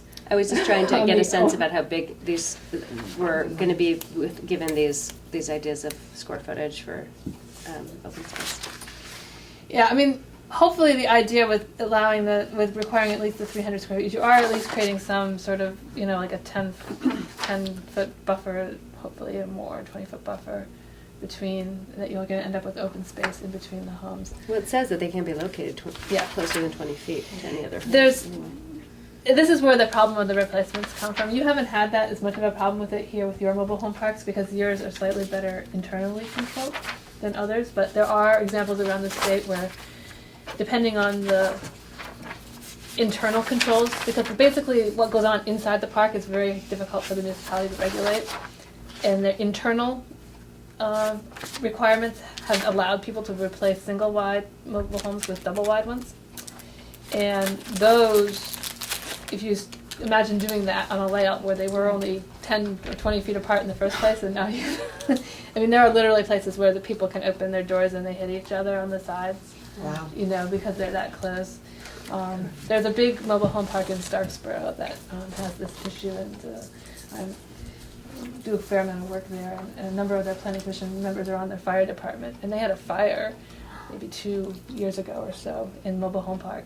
And they said the only reason that they didn't have a massive disaster on their hands was that there was no wind, which is, they said, was unusual, and that the mobile home park is like downtown. It's close to their downtown, so they're very close to the fire department. They have another one that's further away. Didn't They know had to go. Starksboro had a downtown. Well, as much of a downtown as they've got, okay? The mobile home park and the fire station are only like 3/4 of a mile apart. Yeah. If they had to go up to the other corner of Starksboro, up the mountain road, to get to the mobile home fire park, and this was the situation, you would lose massive amounts of buildings. And so that's one of the problems with the separation distance. They can't get in between them to fight fires. There's a lot of public safety issues that come up, which the state tends to not focus on when they say you don't need to regulate what goes on inside them. They don't take And a holistic view When they of say the it's problem. appropriate affordable housing. Yeah, that there are health and Remind safety me. issues. Yeah. So this All right. does try to balance out those issues.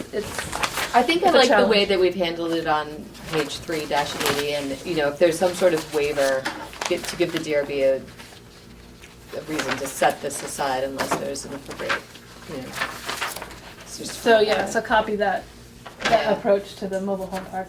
Yeah. Yeah. So the Okay. approach is that you need to provide a minimum of 400 square feet of common open space per dwelling unit, or 10,000 square feet, whichever is greater, but that the DRB can waive or modify it if there's 25 or fewer single-family residential lots, and where they're This is Where they're this is located. where they're going to have within the park, Yeah. and so you may not want. We could eliminate yeah, we might that want to get rid of that.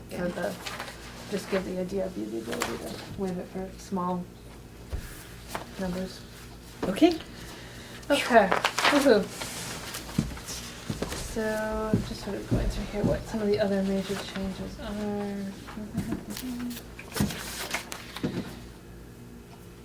So, single room occupancy. Since we last talked about this, I've actually done more research on this topic and found some things of interest. There's actually some state building code that comes into play with these. And the state has adopted, the International Building Code, whatever it is, and has never adopted any sort of exemption that I can tell for single room occupancies. So technically, they couldn't be under 250 square feet per unit. Or no, 220, 220 square feet per unit.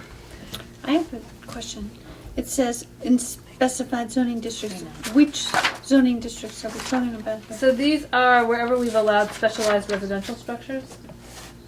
So if we go back up at the top of page 3-9, where it says as a specialized residential structure. So wherever specialized residential structures are permanent or conditional, those are, Do you want to a single room occupancy is a specialized I'm residential gonna look it up structure. in my handy dandy flyer. Okay. I was gonna get a second. I don't know if that's going to give you enough detail. But it's definitely urban center. Can you give an example of those? Do we have that? I mean, I think There used to be in the Brooks House before To it the burned right down. of, I'm There were a sorry, lot of single occupancy residences there. to the right of They don't- Agape, there's one. kitchen or what is that? Yeah, they're a room. They're just a room. Yeah. Okay. So Windsor Housing Trust runs some. yeah. And they have like a shared bathroom kind of thing. Yeah. So Share, and I've been in ones that have like a shared kitchen. yeah. So sometimes they have center. private, full, partial bathroom, kitchen facilities. Sometimes they do not. It depends on how they're set up. And I'm not sure. It would, Windsor Housing would probably know better whether they're coming in under the definition of a residential unit, which requires think this they have. 220 square feet as a minimum size under the building code. So I don't know if they're doing that or not. Mike in Montpelier told me he was researching it for Berry City because they had some units that were not The 220. 220, and they were trying to shut them down because they had housing issues, safety issues. That building Sure. above the Um, subway is full of single residency. So in our transferring to this new format, did we lose the one big table? We that lost the one big table. It's going to go back Mixed into the appendices Okay. at some point, but we don't have the big table at this point. right now? Okay, that's fine. So it's in Village Center. Mixed use. It's allowed conditionally in the Service Oh, I Center, missed that. How's this different than a Neighborhood boarding Center. house or boarding rooming house? It's different. The transiency? you mean? Transiency is a little bit different. The boarding house is typically within a private residence, so it's smaller scale residential. So, and the boarding house, they don't have kitchen facilities at all for the individual boarders. So either you get meals prepared by the person you're renting from, or you don't have cooking facilities. So I had wondered, you said you simplified, it's okay, you simplified it, but that state regs are saying you need at least 220 square feet for residential and occupancy, I so took it why up are to we? 200. I'm not convinced that there isn't another way around it. I'm not convinced that they have to meet the definition of a residential dwelling unit, Okay. which so requires maybe I can- 220 square feet. So is this where you're suggesting maybe I talk to one of the Yeah, I was going to talk to somebody who does this more, because Mike was seeming to argue that these definitely had to meet the definition of a residential dwelling unit, but there's one of these in Burlington too, and I don't know that they're 220 square feet. So I'm thinking that there may be an out in the building code that he's not aware of to get around this. That seems large if it's just supposed to be a room. I mean, Yeah. So that's the question. I think it's definitely necessary to have in town. So. Yeah. This is the thing that the tiny house people are coming up against too. Because it's not big enough? Yeah. That's for Because residential Who's it structure? doesn't come up so The much in tiny Vermont, but house. it comes up in other states Yeah. where Have you ever heard even of single tiny family homes have to houses? meet building code. The International Building Code requires 220 square feet per dwelling unit. Huh. Unless municipalities provide, or states or counties, whoever adopts the code, provide some sort of exemptions to that. That's Yeah. the underlying requirement. Huh. So some- Portlandia had a great sketch about Oh, Portlandia was houses. hilarious. We should. Oh, that's Yeah. fabulous. You saw it? Oh, yeah. That was great. I love Portlandia. Portland, Oregon? No, Portlandia. Portlandia. It's a Portland. TV They show. did a whole sketch, a whole show around the theme of the tiny house. house. They really made fun of it. It was good. It was really funny. They also have one on chicken. That was chicken. good. Yes, The chicken one was very It was good. good. Too. Under single, just reading this, like I know a couple people who have big Victorian houses and they rent out rooms, say to like SIT students. And each floor, say it's a 3-floor house, and each floor has a kitchen, each floor has a bathroom, and there's three bedrooms on each floor. You're not hearing this. Mm-hmm. Do they count as this? Do they? I mean, when I look at all, Sounds like it. They could very well fall into this. But it's an apartment, isn't it? Sounds like apartments. Well, no, because they have a shared kitchen, right? So yeah, get a they room. just have you just have a room. I lived in a place like that. Yeah, so did I one summer here in town when I first came here. Well, when I did the census, I saw a lot of them. Yeah. They're usually not known about by the permitting agencies. Under the radar. Oh, okay. Sounds And to me like an apartment. It's really definitely, not. I mean, It's the, It's what's shared housing. there Yeah. is a Cut. room. You got a room, and that's yours. And then there's And then there's a bathroom and a kitchen that's communal. So what you're renting is your room. You don't hang out in the living room. There's no, that's some it. of them have living rooms, but Yeah, but this is your room. Yeah. yeah, All your worldly goods in your room. Yeah. it's sort of like a group house Yeah. in a way. Is really what it is. When people I think you can easily fly under the radar. Yeah. But I think it could be an SR. it could be, I mean, depending on how it's set up, if the owner is also living on the premises, then you run into the boarding house, rooming house definition as well. Uh-huh. I think there was probably a time when the definition of family has changed a lot, actually. So yeah, I think, yeah. We I now think they basically used don't to- use the definition. yeah, of you don't family. use the definition of family, so you don't have to be related. So I think it's easier to. Well, there's a lot of different ways of shared housing that are neither rooming house or Yeah. single room occupancy. But, I mean, normally these things would go on unless there was some sort of problem with Yeah, the neighbors, yeah. in which case the neighbors start complaining. And then that might lead to a zoning investigation, which may find that they are doing something that they don't have permission to do. Yeah. But, you know, that's usually what happens with these things. I had one back on multifamily housing, 303D 1A. So it's building design. It's where we say that it can't exceed 120 feet in width. And I wondered if it was even necessary since we've got, a percent of building frontage build out. We do in many of the districts. Okay, so maybe not all. I don't know. I just wondered. What is that for? So this is to try to keep multifamily buildings from becoming exceedingly massive individual buildings and trying to keep them so that they would break them up. I read Yeah. that and I can't find it again. It's on page 3-8. 3-8, okay. But they have all the other They do have all the other Design design elements that we've got elements going that on. break up the facade, and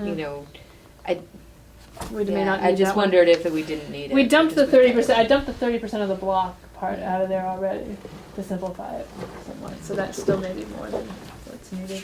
Yeah, We can simplify that. I just think there's enough design controls on that if we can get it passed with them intact. I'm not sure. I'm fine with taking that. Yeah. Okay. Unless you can think later. Okay. So I think that those my main set of comments on residential things. So now it's your memo? Yeah, I'm sort of looking at my memo as I go along here. We've Oh, very we've good. merged into the memo. That's what I've been doing. Yeah, we've done some of them already. We're basically on of them are page 3 of the taken out. memo at this point. All right. That's great, moving right along. Moving right along. One of the other things on housing, my further research, I increased the rental periods in the one for boarding house, I think. Oh, yeah, that was saw good. I that. saw In the hotel That's good. motel, so that those align now with the state numbers. So after 30 days, the state considers it to be rental housing, and that's their distinction between when they're paying rooms and meals tax and when you're not and stuff like that. So I lined that up so that it follows that. So then we move into the commercial uses. In here, didn't do much more than the specific changes we made. Throughout the document, we were using gas station, fueling station, so I did try to make that consistent, clean that up a little bit, and make that all go along the same line. One question I still have is that we still have the requirement in here that a convenience store must not exceed 2,000 square feet. That's sort of on my list of, do we need it, do we not need it list? If we're looking I for- think we're a little confused with what we were talking about in the beginning of Yeah. the meeting versus a real convenience store that could be Yeah, larger. this would be one associated with a Filling with a service. fueling Yeah. station. This is like the, is it the Sicko up on Putney Road next to the Mobile, where they took the little booth in between and Oh. they moved it over to the side where they used to have bathrooms, and now they've got a little convenience area in there. Because I think something like 7-Eleven or Cumberland Farms, that's really the primary use is the convenience store, and the fueling is accessory. I think here, what you're talking about is more like the one up on Putney Road, where it's Well, yeah, and yes or no. this is set up so that as somebody who had a gas station convenience store, the principal use would be the fueling, the gas station. I think as things are set up and defined, and you would consider the convenience store accessory to Yeah, the so fuel. it's like the Putney Road one. But convenience stores are getting bigger. Or do we want them to? And are really becoming more the principal use than the gas component of it. Yeah, So the new ones I- that are built are definitely Yeah. big. They're not like the, Yeah, they're now getting closer to 3,000 square Wow. feet than to, How big is like the the bigger Cumberlands? maple fields and stuff that are going in are definitely, because they have like a dining area in them. I mean, there's a deli and a pizza place and whatever in there, towns. and they've got chairs and tables, so there's a whole dining area. So what would be regulating that, where it's primarily? I mean, we have the building footprint standards and things like that in many of the districts, but the question is, do you want to further restrict the size of the convenience store beyond what other types of uses would be restricted to? It's not on my list. I finally pulled the building square footage. Oh, yeah. It's not on the list. This is This is on page 315, if you're looking for where it is in the document. But that's just one, we don't need to dwell on it forever, but. how big is that 7-Eleven? Just for my brains. That's not very big. The Cumberland Farms is the big one. I've never been in the Cumberland Farms, yeah. I could Yeah, pull that, but- my husband talks about the any soda, 89 cents. Did we, yeah. Any size. And In the everything else. Cumberland. Yeah. Exactly what we need. More soda. It was just. All right. Anyway, so the Cumberland Farms is like 3,000 square feet. It must be. It's huge. It's Yeah. big. Bigger It's a than big that? one. It's got to be more than 2. Yeah, I would say the Probably the last few maple biggest. fields that I've seen built over and around and near me are definitely over 2. But those, like I say, they have like a pizza restaurant in them. I think that if somebody wants to build a pizza restaurant, that should be a separate thing. Like if this is associated with a fueling station, I think a small convenience store makes sense. But how? But is I'm this, okay the way restricting this- it to 2,000 in an attempt to do that. yeah. But I think the model is, I mean, in my town, it's smaller than this, but there's the Subway and the Dunkin' Donuts and a little seating restaurant area. But is that the kind of development we're really wanting to be promoting? No. I don't No. think so. No, so I think No. we should limit Okay. the size. We Okay, can we'll leave stick that to alone. what we've said. Okay, no one's Yeah. really brought it up except me, so Yeah. we'll just move on. So the industrial one, the self-storage on page 215, doing further research on that, I found something here, and I have to go back and look and see which districts we allow these in and where we've required a 6 to 12 roof pitch. Apparently those little prefab metal buildings don't come in a 6 to 12 roof pitch. About 4 to 12 is where they max out, which is unfortunate. But so that's something to think about. I did put in a sentence here that they have to have the 4 to 12 roof pitch. Yeah, number 4. Mhm. Yeah, I see that. So we have to look, I don't know which, I have to go back and double check, that's on my to-do list to see which districts we've allowed them in. If we're in a district where we require the 6 to 12 roof pitch, then I'll bring that back to your attention that we have a potential issue. Okay. Although, you know, you don't have to order, I guess, prefab little metal buildings off the internet. But if you want to order prefab little metal buildings off the internet, to set them up in your, So it's a conditional use in the service center. But I don't know if we have the roof pitch requirements, so I have to go look at the individual standards. and Well, see. I think if you're gonna Yeah, we allow go them, you 6 might to as 12. well Well, the fix rest are it built. to be what exists. Yeah. Yeah. So why are we specifying the roof pitch? In some of the districts, we do have roof pitch requirements, so that small, single-story buildings have pitched roofs. Okay. So that we don't get little squatty boxes. Little ugly little square. Good thing my house is already built. Boxes. Little boxy building. Your house isn't squatty. We could have some ugly shed roof, Very right? cool. No, but between the driveway and the roof. Yeah. Otherwise you wouldn't be living here. No. A flat roof, yeah. All right. It's a house. Part of that way. moving. Yeah, Just yeah. got a driveway. Yeah. And the Very berries. starting. Yeah, I know your driveway. Where do you live? One house. I know We which were house you better- have. we have You a belong to the Perkins when I was a kid. No. What are we on to? Yeah. on the Well, left if there you're isn't heading much north of until we Colorado. further till we get to I don't chapter know. 310, site design and engineering. What page? And that's 328. Most of the other little changes I made here are fairly minor tweaks.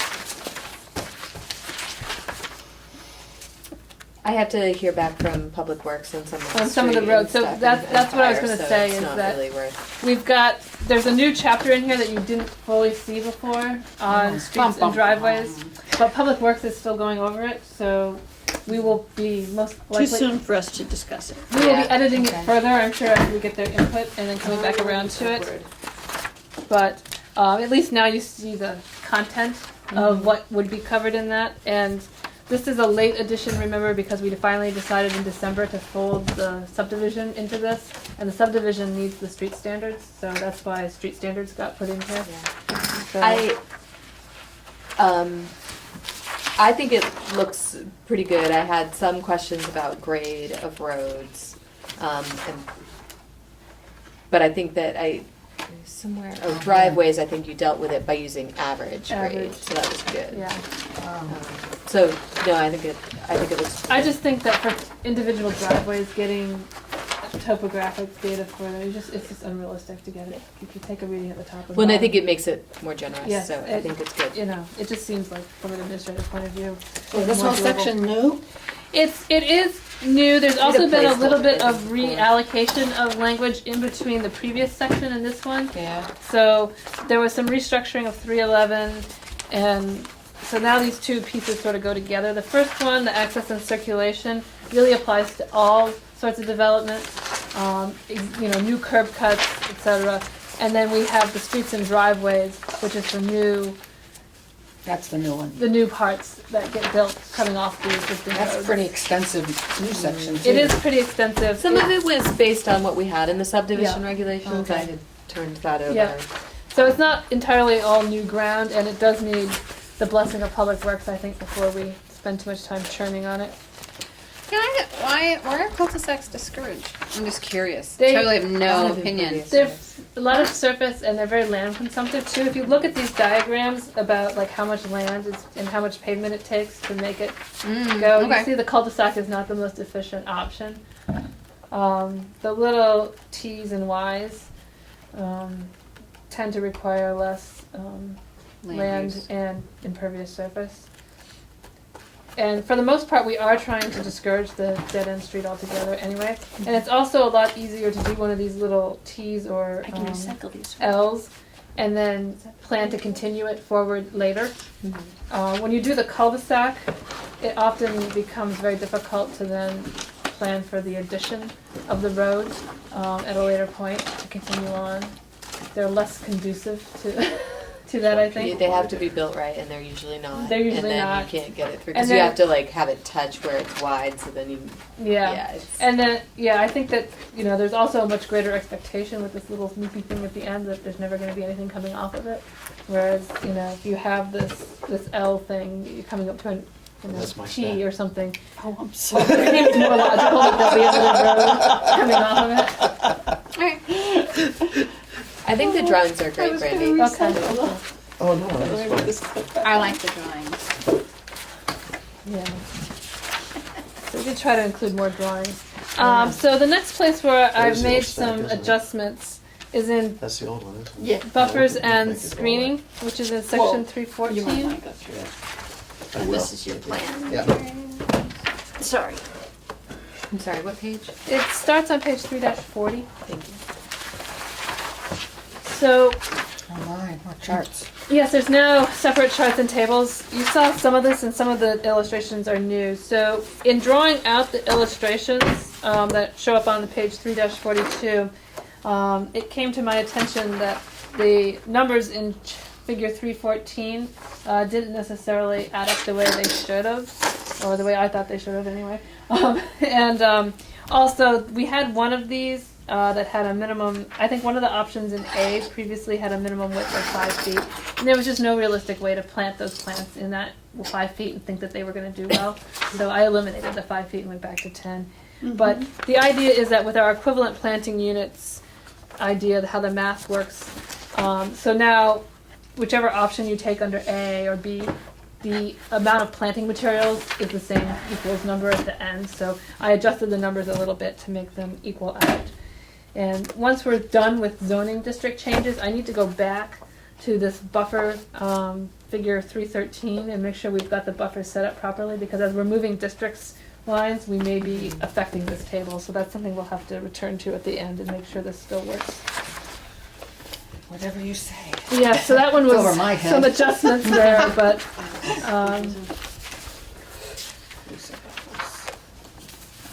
hopefully now the pictures give you a better sense of what the differences are. And in the PDF, you'll be able to zoom into them a little better and stuff. See what amount of planting is being looked at, those different buffers. Thank you for the three-hole punching. And I'm just sort of, there's quite a bit of new pictures in the lighting section, so hopefully to help illustrate what some of the things are that are being expected here.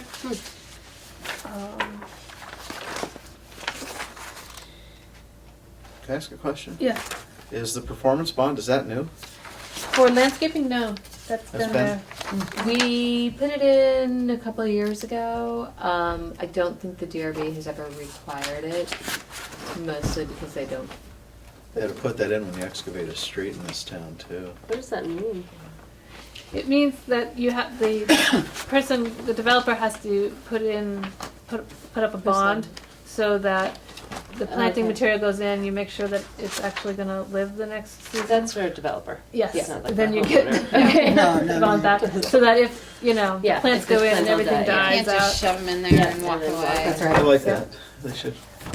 We are doing that. Well, we put it in the subdivision regulations, so you know any Yeah, that's what came up. infrastructure improvements Yeah. and- as well. Yeah, it's not really. Yeah, we talked about that a lot back then. And then they pass years and stuff. So I'm just looking through here, to see where, there's new pictures for signs as well, it's not a lot of, Where's that? necessary, that's, oh, Get your own paper recycled thing, huh? yeah.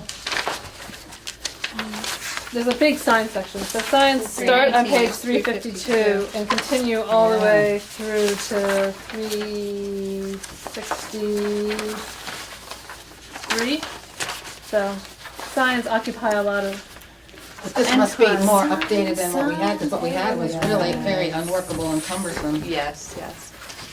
You had mentioned that you added an allowance for a freestanding sign for vehicle entrance from the street in 319G5A. yes. So, yeah, you wanna look at that one? Yes. 319 G5. Yay, What page? signs. 3-59. So, yeah. That big. So when I went back to the sign square footage, there's the potential to get a lot of extra signage on If- this site. If you have multiple entrances. However, there is a separation distance in here as well. They can't be closer than 50 feet to each other, so the two entrances would have to be at least 50 feet apart on the same street. The way we had it worded before, if it was at a corner lot and it had two entrances, the property, you could have an entrance sign on each street. Yeah. But I could envision a piece of property that's perhaps quite wide. Yeah. Got some on Putney Road. Yeah, that has two vehicle entrances from the street. And could you have a freestanding sign at each of those entrances? If they were the same street, no. Whereas if it was this corner lot and they were different streets, you could have. So that didn't seem that rational. They would have to be at least 50 feet apart from each other in order to have two freestanding signs. The two 64 square feet signs in zone 2, that's a lot. Where's that one? So it's, Page 359. yeah, but then you go to the size on page 356 and figure 3-27. I think that would total out. That would be total. I think it would be total. I would I'd have be to okay double with it check. if it's total. I have to double check our sign area wording. I'm okay with it if it's total. I'm Yeah. concerned if it's... I will make sure. I think we can make that a total. Are these, I have this is on the memo sheet, were these comments from people too? Were these Some concerns of that these are people- comments from, these are a response to comments, and some of them are just me on my second pass through trying Yeah, okay. to find Pick up on- inconsistencies I have and a- addressing them. Another question, Mhm. unless we're still on this one, which is about sign lighting, 351. See, all upward directed sign lighting is prohibited, and I'm curious about that, given that the LED lights now can go to a very specific area and you can specifically light a sign. Why is that prohibited? It's from the point of view of reducing glare for drivers, it's far better to light a freestanding sign from a light's coming down from above than it is from the ground. No matter, it's very hard to appropriately place those lights that are down at the ground and shine up onto the freestanding sign so that from some angle they're not hitting a driver with glare. Even with the LED ones that shine directly at a sign. If you know, just because of how the signs are usually placed, they're perpendicular to the road, and they're angled. So you've got two angled lights that are shining this Yeah. way. So usually there's a point at which that light, the driver can see the light source. Okay. And so that's the problem. But with the ones that come down from above, it's much easier to angle them so they don't. I mean, it can be done. You do see some that manage to successfully do it, but probably 80% or 90% of the lights from the bottom that shine up onto signs end up causing glare for drivers. Oh, okay, but the And- ones that are coming down don't. You also have the snow issue too. So. Yeah. Yeah, Okay. Well, it just seems really strong to prohibit them. Yeah, see them being that's the discouraged, reason but- why is that it's really, it takes a considerable amount of forethought and effort to do it properly. Okay. Okay. Even though they're set away from the street by whatever the requirements are. Yeah, they're fairly close to the street Okay. because we do allow them to come pretty close. So, Yeah, they don't have to comply with the setback. completely. That's not currently the rule, is it? No, I don't believe so. We're allowing them to come closer to the street. I think that you do know that. No. But the lighting. The lighting, is I I don't think we allow uplighting. I know we don't in the rural commercial. I don't like to be the interpreter of this I'm one. pretty sure that you do allow it in the in general because I have had one. You've had one. Yes. We'll have to stay away from the existing sign ordinance. Is that sort of a planning standard that It's- people are moving towards? It really is generally what's preferred is the lighting them from above and to try to get rid of the lighting from below. Better for the stars.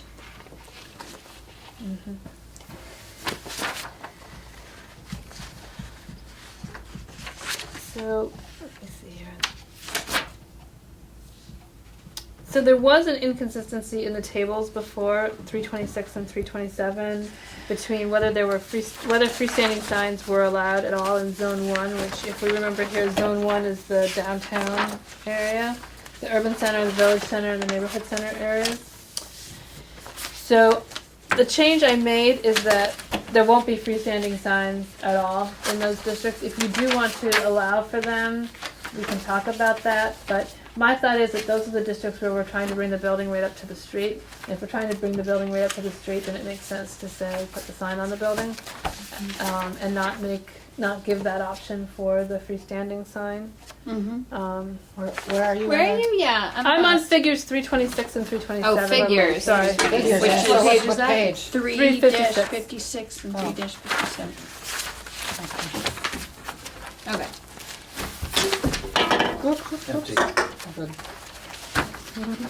What are the zones? Where's that zone map? The zone list is back a page. It's on 355. So one is sort of the downtown type areas and the village and downtown areas. Zone 2 is the more, you might think of more highway commercially type areas. 3 is our in-between zones, the mixed use, the water recreation, institutional, and then 4 is the rural. Okay.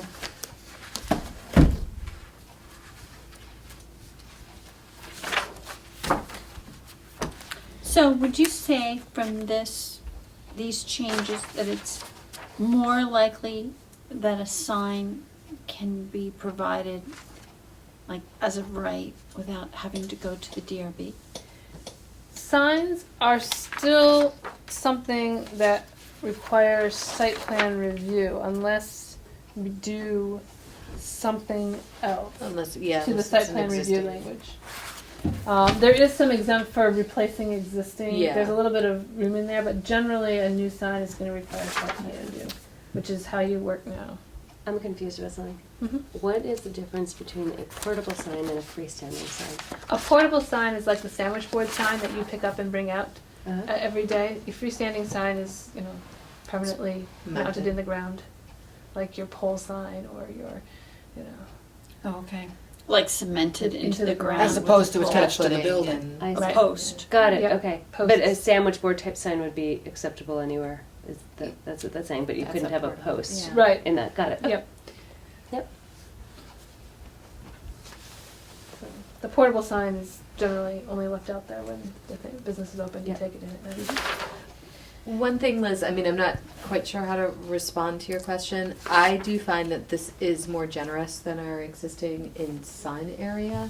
So I think that a lot of stuff on Putney Road that maybe is non-conforming may no longer be non-conforming. I'll say that I've made them nervous by proposing increased size signs out there. But then I drive Putney Road and I'm like, I can't even read You can't read the I signs. can't, it's like, It was just, I received a comment that it was prohibitive or a problem for new businesses that they had to wait so long to go through the DRB review process to get a sign. But this person said they were non-conforming, so led me to think that if it was a conforming sign, it wouldn't take so long. no, Brian issues permits all the time for signs. That's what I thought. So it's It's- only because it's non-conforming. non-conforming. Right. So They don't now, have to would go it through be the more DRB for- likely Yeah. for people to have a conforming sign and it wouldn't be such a problem? I think that's possible, yes.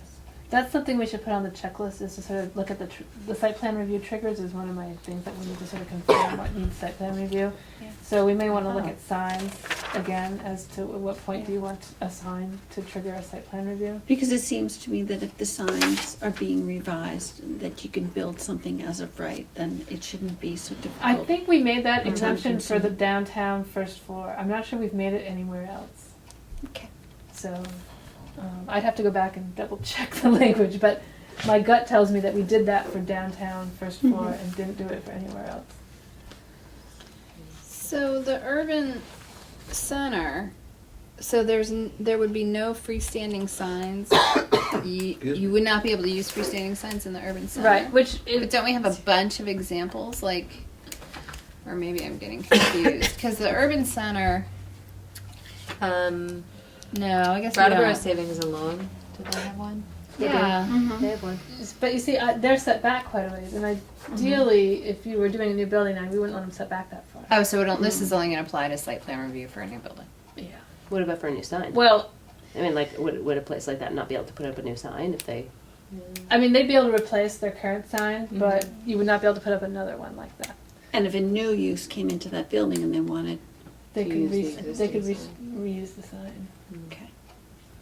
I mean, there are a few places where the buildings are set further back where there is the physical room existing for a freestanding sign, but for the most part, if buildings meet the dimensional standards, they're going to be too close to the road to have a freestanding sign. Church has the congregation. I don't know. I wonder if we're just making any building that's up on the road is not going to do the freestanding sign.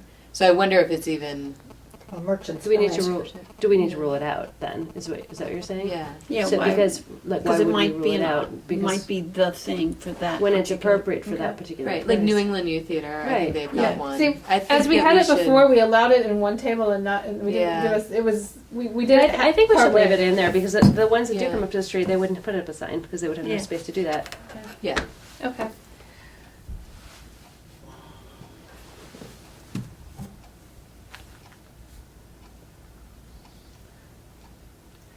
And I would say that's in the urban center area, we would put it down to a fairly small sign area because the traffic is moving slowly. So the reason out on Putney Road that in sign zone 2, I did go 64 square feet, which goes to, and you just say it squares it, is that the speed at which the traffic is moving and the distance you need to be able to see the sign in order to make a judgment as to what lane you need to be in and safely get to where you need to be. So So you have to be readable from a distance back. Yep. And Gotcha. so, you know, this is a significant increase. It's 32 square feet now, so we're doubling it. I am not So. sure that we should do that. I mean, in part because I think like if we're trying to, I mean, I know people have a lot of different feelings about Putney Road, but like if what it's the, I mean, I'm thinking, what's our vision in 30 years? Like, what are we wanting for that area? Is it to keep getting bigger and bigger and having more? Have you ever seen the Putney Road master plan? The road, the actual road plan. No, or the development plan. It looks I like don't- New Jersey. And I know, because I'm from New Jersey. It's, Is that what we're wanting? I mean, is well, that, no, that was changed in the, right? in That's this what. Yeah, but current that's master plan. yeah, that's what I'm saying. I Though think is it's- like if we're going. I mean, I just think it's worth having the conversation about our, like, if we're wanting to stay as car focused on Putney Road as we currently are, and have that be, used in that way. Yeah, that makes sense to go with doubling the size of the signs. If that's, I don't know. It's just I have some Well, caution about it. I guess I would just say. I have If some you would caution about consider this. the downtown to be walkable, Mhm. you know, you gotta deal with what is on Putney Road. Mhm. And it's Mhm. automotively based. Yes. And it's also, you know, tourists coming off the highway and But we're talking about doubling the size of the signs. That's kind of a huge change. Although many of the existing signs are bigger than 32 square feet now. Yeah. So There's a lot of numbers. only the fairly recent signs are that size. So if you were actually, I think that this actually probably makes a lot more of the signs that are there legal. There's still maybe some that are larger than 64 square feet, but there's probably not that many. I bet you there's flags that are bigger than that. Yes. Oh, God. We took care of that. Well, yeah, quiet. So, you know, and I think to get back to your point, there was a fair amount of discussion about the Putney Road area, and I think where this service center district has ended up, the area has been reduced, and the idea in that service center is, so that's the pink parts on the map, Mhm. is that sort of admitting that that is automobile-oriented, regional, retail, lodging-oriented, travel services-oriented, and then making those orange areas, the neighborhood centers, more of that pedestrian-oriented places. So those would be in the sign zone 1. So it's giving over partway to that To what it is. to what it is, and then trying to redirect part of it to a different mode over time, different form. So that's where this lands in terms of that. What would You know, be helpful to the speak- planning commission? Because I mean, I'm struggling with the fact that it's doubling. I mean, I'm kind of like, would it be useful to know what some of the sizes of signs are in town to help us settle where we think it should be? Probably. I was just gonna say, based on the town meeting, that there's a need for certain businesses in town, and if this is where they're located, and they need to be promoted, and economic development is such that that we should give the resources that are needed for them to function properly. So I'd say like the Holiday Inn sign is probably one you approved under the 32 square foot, 12-foot height rule. It's And pretty small. you can't read it. If you don't know where the Holiday Inn is, Yeah. you're not going to make the turn in there. You're probably going to go by and have to turn around and come back. So that's a problem. the question is, Yeah. I always have to this, is why do you have a sign that doesn't serve the function that it needs to serve? And I agree with you that it's a more aesthetically pleasing sign, perhaps at that scale, but if it isn't functional, you really haven't achieved Is it only anything. functional because other businesses have such big signs that you obscure it, or is it because No, there's just it's a lot. you There's a lot of can't- stuff going on in There's that a lot. area. And Yeah, the people so- who are going to the Holiday Inn generally don't know where it is. Sure. Yeah. They're travelers. Okay. I'll take a look at some of the signs though, because Yeah. I'm still like, Yeah, I know. I know you are. Yeah, I'm not totally convinced either. I haven't been convinced later. too, okay. They're kind of beautiful. As a I kid, know, but yeah, they're Brian. The old Holiday Inn signs, Yeah. from the bygone era with all the neon and. You probably want those old mobile signs with the big red horse, the winged horse. I like neon. Yeah, yeah, I like neon too. Okay, so we can jump. How are we doing on time, by the way? It's 10 after 8. Okay. What is Should we your be done by 8:30? Should we? certainly? Yes, please. Well, we may be able to do better. than Yeah, this. let's do see better. where we are. So in chapter 330, we'll jump forward to the resource protection standards. I love all these pictures of the signs, by the way. I found this Thanks. after I asked you about the sign report. This is great. Okay. 366 it starts.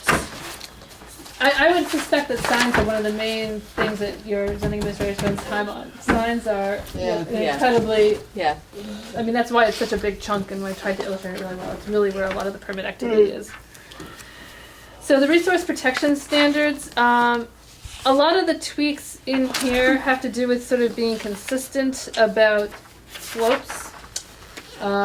We were using 25 in some places and 30 in others, and where are we going to make these breaks? So I've tried to make them all consistent so that we start the steep slope classification at 15, and we get to the severe steep starts at 30.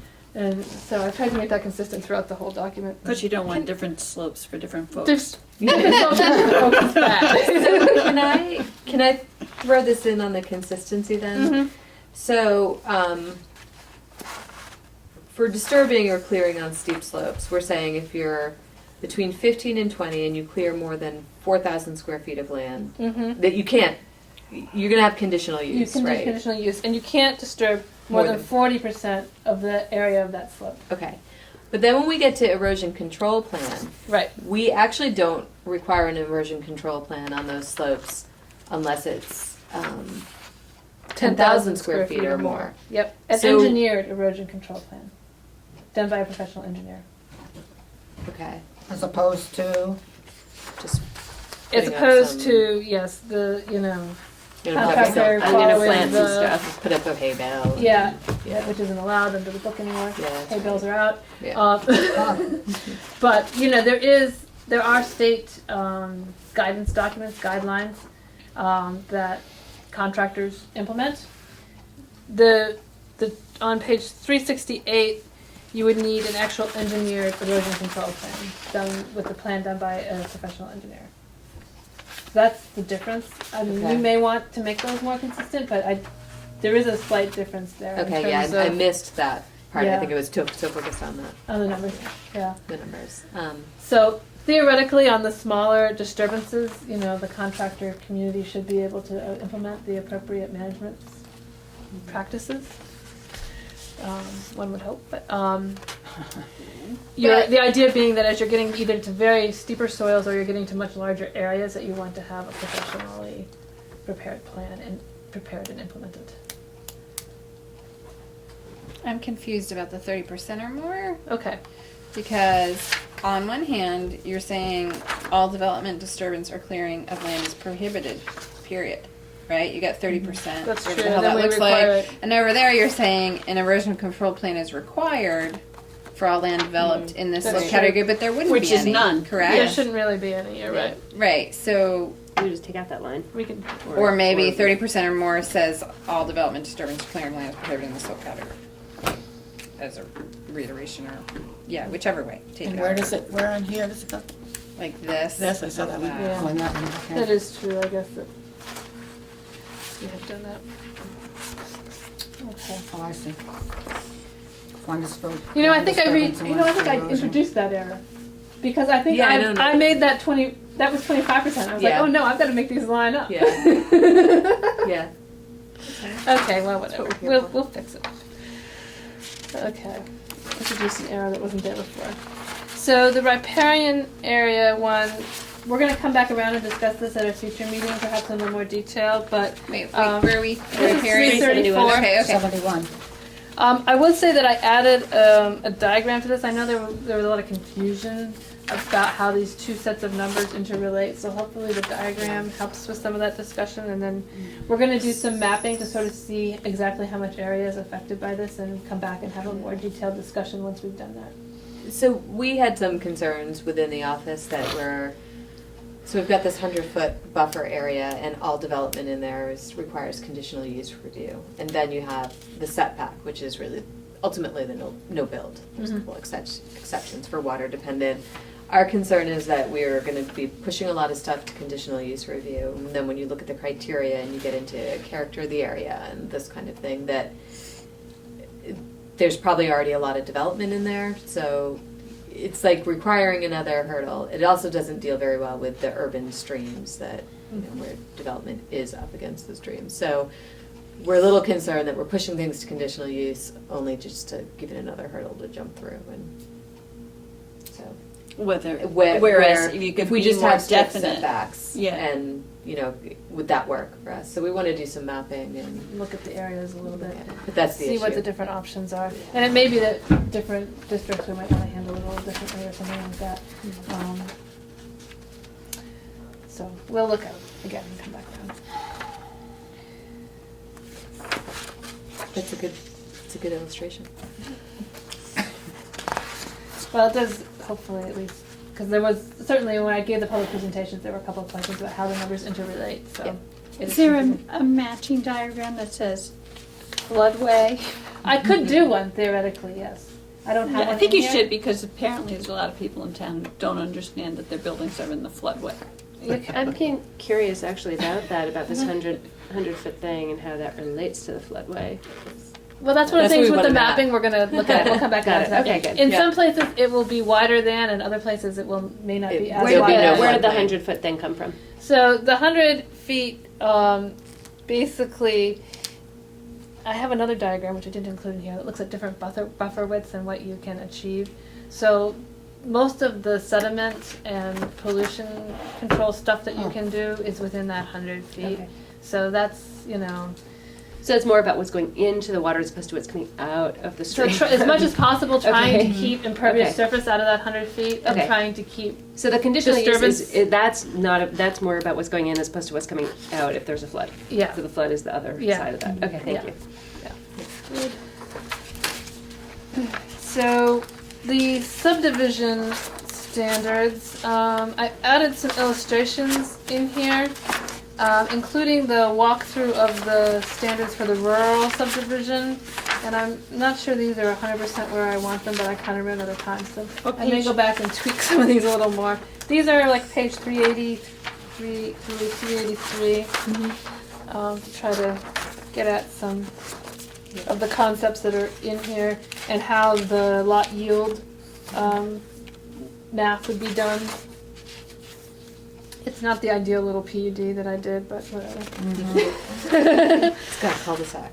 It does have a I was just cul-de-sac. noticing that. I know it has a cul-de-sac, but when you And that's one of the things you come up with the little small rural subdivisions. You pretty Yeah, they're much not- end up having to have them because there's not going to be through connections necessarily. So they're going to be dead ends. But I lived in a cul-de-sac, but we called it a court. It was much more elegant. oh, that's much more elegant. Call it a court. Yes. Yes. Was it more square? Or It was was a still dead round? end. It was just a dead end. Just ended. Hmm. Okay. Okay. So the planned unit development, we actually looked at this at the last meeting, so there hasn't been a lot of substantive changes since that. The rural enterprise, which we looked at last time, is in here now. So substantively, there's not a lot new here. There's been mixed feedback on this process though, hasn't there? This new process. The PUD. Well, it was only the feedback we got in January, so far. Okay. So I could have the a- rural enterprise actually does allow for more uses, which is one of the Yeah, which is one of the criticisms things. we've heard and so have responded to by creating this, which does allow for alternate uses. And actually, the campus PUD also allows for other uses. It gives the DRB some room to allow for uses that wouldn't otherwise be allowed in the district. So that was the main criticism, that they wanted, all uses in all locations. Yeah, yeah. Kind of met them halfway. So I didn't really make substantive changes in part 4, except for the waivers section. I came up with an idea, and I don't think I brought this up to you before. On page 4-12, this is with the dimensional waivers. First of all, we had a waiver for lot frontage, but then we later on came up with provisions that said you couldn't create a lot with less than the minimum frontage, so that was internally inconsistent. So I eliminated the waiver for lot frontage to eliminate that confusion. And also added a new, basically separated out the building footprint waiver so that there's a 10% increase that you could get for a new building. If you were just building a new building and you wanted a larger building than the footprint would allow. But if you're doing an addition to or a replacement of an existing building, you could do a 25% increase over that building. So if you had that would cover some of our pre-existing buildings, This covers maybe Like the Price grocery- Chopper. or the grocery stores or things like that, where we've got them. We had this issue in the mixed use and in the neighborhood center districts where we've set smaller building footprints, but there are some existing buildings that are significantly larger than those new minimum or new maximum footprints. So this would still allow for potential expansion to those buildings, up to 25% beyond what they currently are today, through the waiver. So that may somewhat provide enough wiggle room to deal Are you with allowed those. to use the word variance? There is variance proceedings, but probably those wouldn't qualify under the variance Can criteria you because it would be a hardship clarify they would be the creating themselves. Clarify. difference between waiver and variance? So variance comes from the statute with a very specific set of standards that you have to meet. And it's very hard to get a variance under those set of standards. You can't have created this hardship yourself. So simply wanting to have a garage is not enough. Simply because everyone else on the street has a garage, but you don't have enough room for a garage, doesn't mean you get to have a garage if you can't meet the setback, things like that. So, there's really That would be a specific. variance. Those would be, people were coming in to get variances. for Basically to things like say, can you not apply this zoning rule to me? that. Yes. Okay, and then a waiver is, A waiver is sort of like a light of variance, where the criteria are less. There's a lower bar for being granted, but the discretion in this set of regulations is not as broad as they have with the variance. So the DRB can vary through the variance, can give any amount of relief, really, down to not applying it at all. okay, Whereas within the waivers, this sets up a framework within which they can give a 10%, whatever it says here in this table. But variances are rarely given. So Variance- So the Variances. DRB has the flexibility to get these waivers, which are defined here. Yeah. Whereas the variance is much more complex. Yes, I mean, so there usually And- has to be some physical reason, there's something physically with your lot that requires the variance. Okay. So, you know, a piece of property that has a steep ravine on the back, so that they couldn't possibly Put their meet. deck out the back. Yeah, they couldn't possibly meet Yeah. a setback requirement because, you know, they have to put this building in a certain place because there's something physically unique and different about this lot. It's not their fault.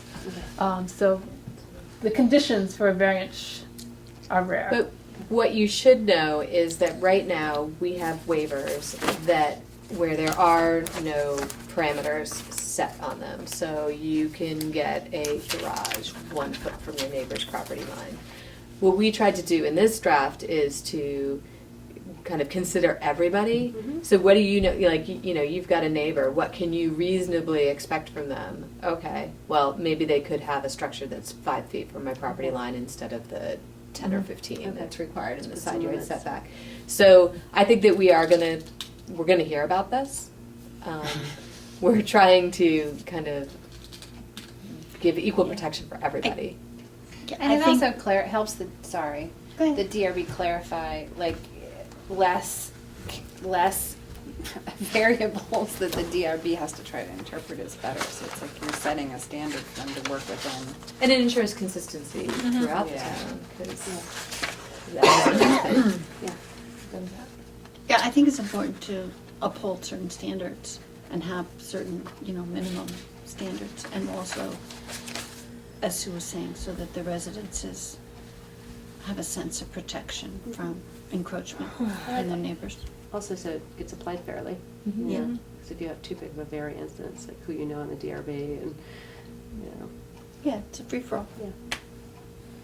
So that's all I have in part 4. In part 5, the definitions, based on the discussion we had at the last meeting and the merging of some uses and the elimination of some others, there's been some adjustments to the land use descriptions, and the memo sort of outlines which of those have been revised. There's been a few additions that we talked about elsewhere, but those definitions are in here. And then in chapter 530, the defined terms, the RPC recommended defining green stormwater infrastructure and low impact development. We did that. I added definitions for mixed use building, and mixed use development. And it's something that we probably should think about. I want to run back through and look at where we've used the terms and make sure we're using them consistently. I've clarified that mixed use means it has both residential and non-residential. So a mixed use building has both residential and non-residential in the building, and a mixed use development has both residential and non-residential uses within the same development on the same property. So those are different. That's So, interesting. where we've used the term and we would allow for just a mix of commercial uses, I think we should switch that over to multiple use. Yeah. And I'm gonna try to do that consistently through the document, so that where we're saying that we want mixed use development, what we're saying is we want a mix of residential and non-residential. So I think for clarity, just differentiating where those are allowed and what, or where they're encouraged to be actual mix of residential and non-residential versus just a mix of different uses, maybe within the same category. Great, thank you. Those are really the big differences. That's one thing. Yes. One thing you can- So my plans, at this point, there's still a few things that we're working through. I'm working back through the old minutes and notes and emails that we've exchanged to see what we've got left of for unresolved issues. So probably when we meet again, we'll have a list of unresolved issues. And when is that next The meeting? next meeting is April 6th, and we actually have a hearing, town plan amendment, public hearing that night, so I'll talk to you about what time to. Okay. I have just a quick question just on this definitions. I just saw it. There's dwelling and there's accessory dwelling. Would that be like that thing we were talking about with the building on Western Avenue where I'm forgetting the name of it, where the law firm is going to be going. Would that be considered an accessory dwelling because it's a garage, or is that something else? Accessory dwelling has a meaning in statute. In many cases, the generic sense of what an accessory dwelling is would be that. But Yeah, if that law firm remained a single-family how home. that Okay, would be that would be accessory dwelling. If Yeah. it's not, then it would not be considered an accessory dwelling. But under Vermont law, the accessory dwelling has to be accessory to a residence. single family Got it. home. Okay. So Thank you. there's Yeah. a section in here that deals And it's with usually an owner owner occupied. occupied. Okay, good. I single just family was home. curious what that means. Okay, so that's our next meeting. Can we just generally go over the schedule of when we're gonna go to the select board again with more information and things like that? Yeah, that's the next part on here. Oh, So, very good. as you might know, we have presented to the select board, I was really sick that night, but, so I don't know when it was. I can't remember. Beginning of March. Black Beginning of out. March. My kid, it was really bad. It was really late. Anyway, the select board asked the planning commission to come back with a proposal of how we wanted to do some more public outreach That's and right. education. And so we decided that, and they accepted the proposal that we will make 4 presentations to them. It will be at their April and May meetings. So it's April 1st, the 21st, May 5th, and May 19th. Wow. Probably like 25-minute presentations before the select board. Of different chunks of the, yeah. Can you say those Yeah. dates again? April 7th, sorry, not April 1st. Can you email them to us? Yeah, I'll email them. April 21st, May 5th, and May 19th. And we had kind of proposed the topics that we would speak to. So the first one is going to be on the zoning districts and kind of uses and kind of laying that out. And these are going to be at their regular scheduled select board meetings. So there'll Yeah. be 20-25-minute presentations and then And not the discussion. last on the agenda. God, I that don't was control so that. insane. I don't control that. April 21st is going to be kind of about protecting rural character, but still allowing growth. So it's going to be this conservation subdivisions, probably the PUDs, the applicable PUDs. And then May 5th will be about the development review process, where we're making some changes, the waivers and the PUD, I guess even just in general. And then May 19th will be about the design standards and kind of the performance kind of standards and what we're trying to achieve there. So they accepted that proposal. I think the goal is to have new regulations in July, so Wow. probably shifting back. I mean, so I think once we go through this, we'll see what the feedback is as well. I hope maybe some public will come out. So What is, just being new to this commission, what is the hope or expectation about our participation or attendance at these board meetings? I don't think it's a requirement. Okay. I think it's always good to have planning commissioners there if you, Okay, if you can make you it. know, if Okay. you can make it, but it's not a requirement. Okay. Glad I didn't come the last time. I watched. I called you. Yeah, back I this- did. I mean, Yeah. I guess maybe it would be helpful for me to know, like, what, would we have a role there, or would it be just, like, Just to support su- it? Just to to be, support. just to Yeah. be there? Like Do they ask sometimes- questions, or is it? Sometimes when we've been presenting, it's mostly Rod and Sue, members who are in the planning commission get up and say, you know, I'm a member of the planning commission and I support that. Okay. And that's really very helpful. I mean, if we especially if did they have want to talk commission- about a particular issue. Yeah. Yeah. That's just Okay. very Well, helpful. and also We're just to also- reflect what's already been talked about, so it's like Yeah. if they have a question on something and it's Yeah. like, yes, we had a long conversation about that. That's and right. we Yeah. realized I mean, that we blah, like blah, it blah. because we don't want it to look like it's all staff Sure. driven, Sure. and so Right. even, you know, Liz has usually done kind of set up the thing. So, Okay. you know, if people were there and wanted to speak, It helps. Okay, could work. thanks. Yeah, it's funny. So in terms of the timeline, so these are like presentations to the select board, but then there's still the process of needing to warn Yes.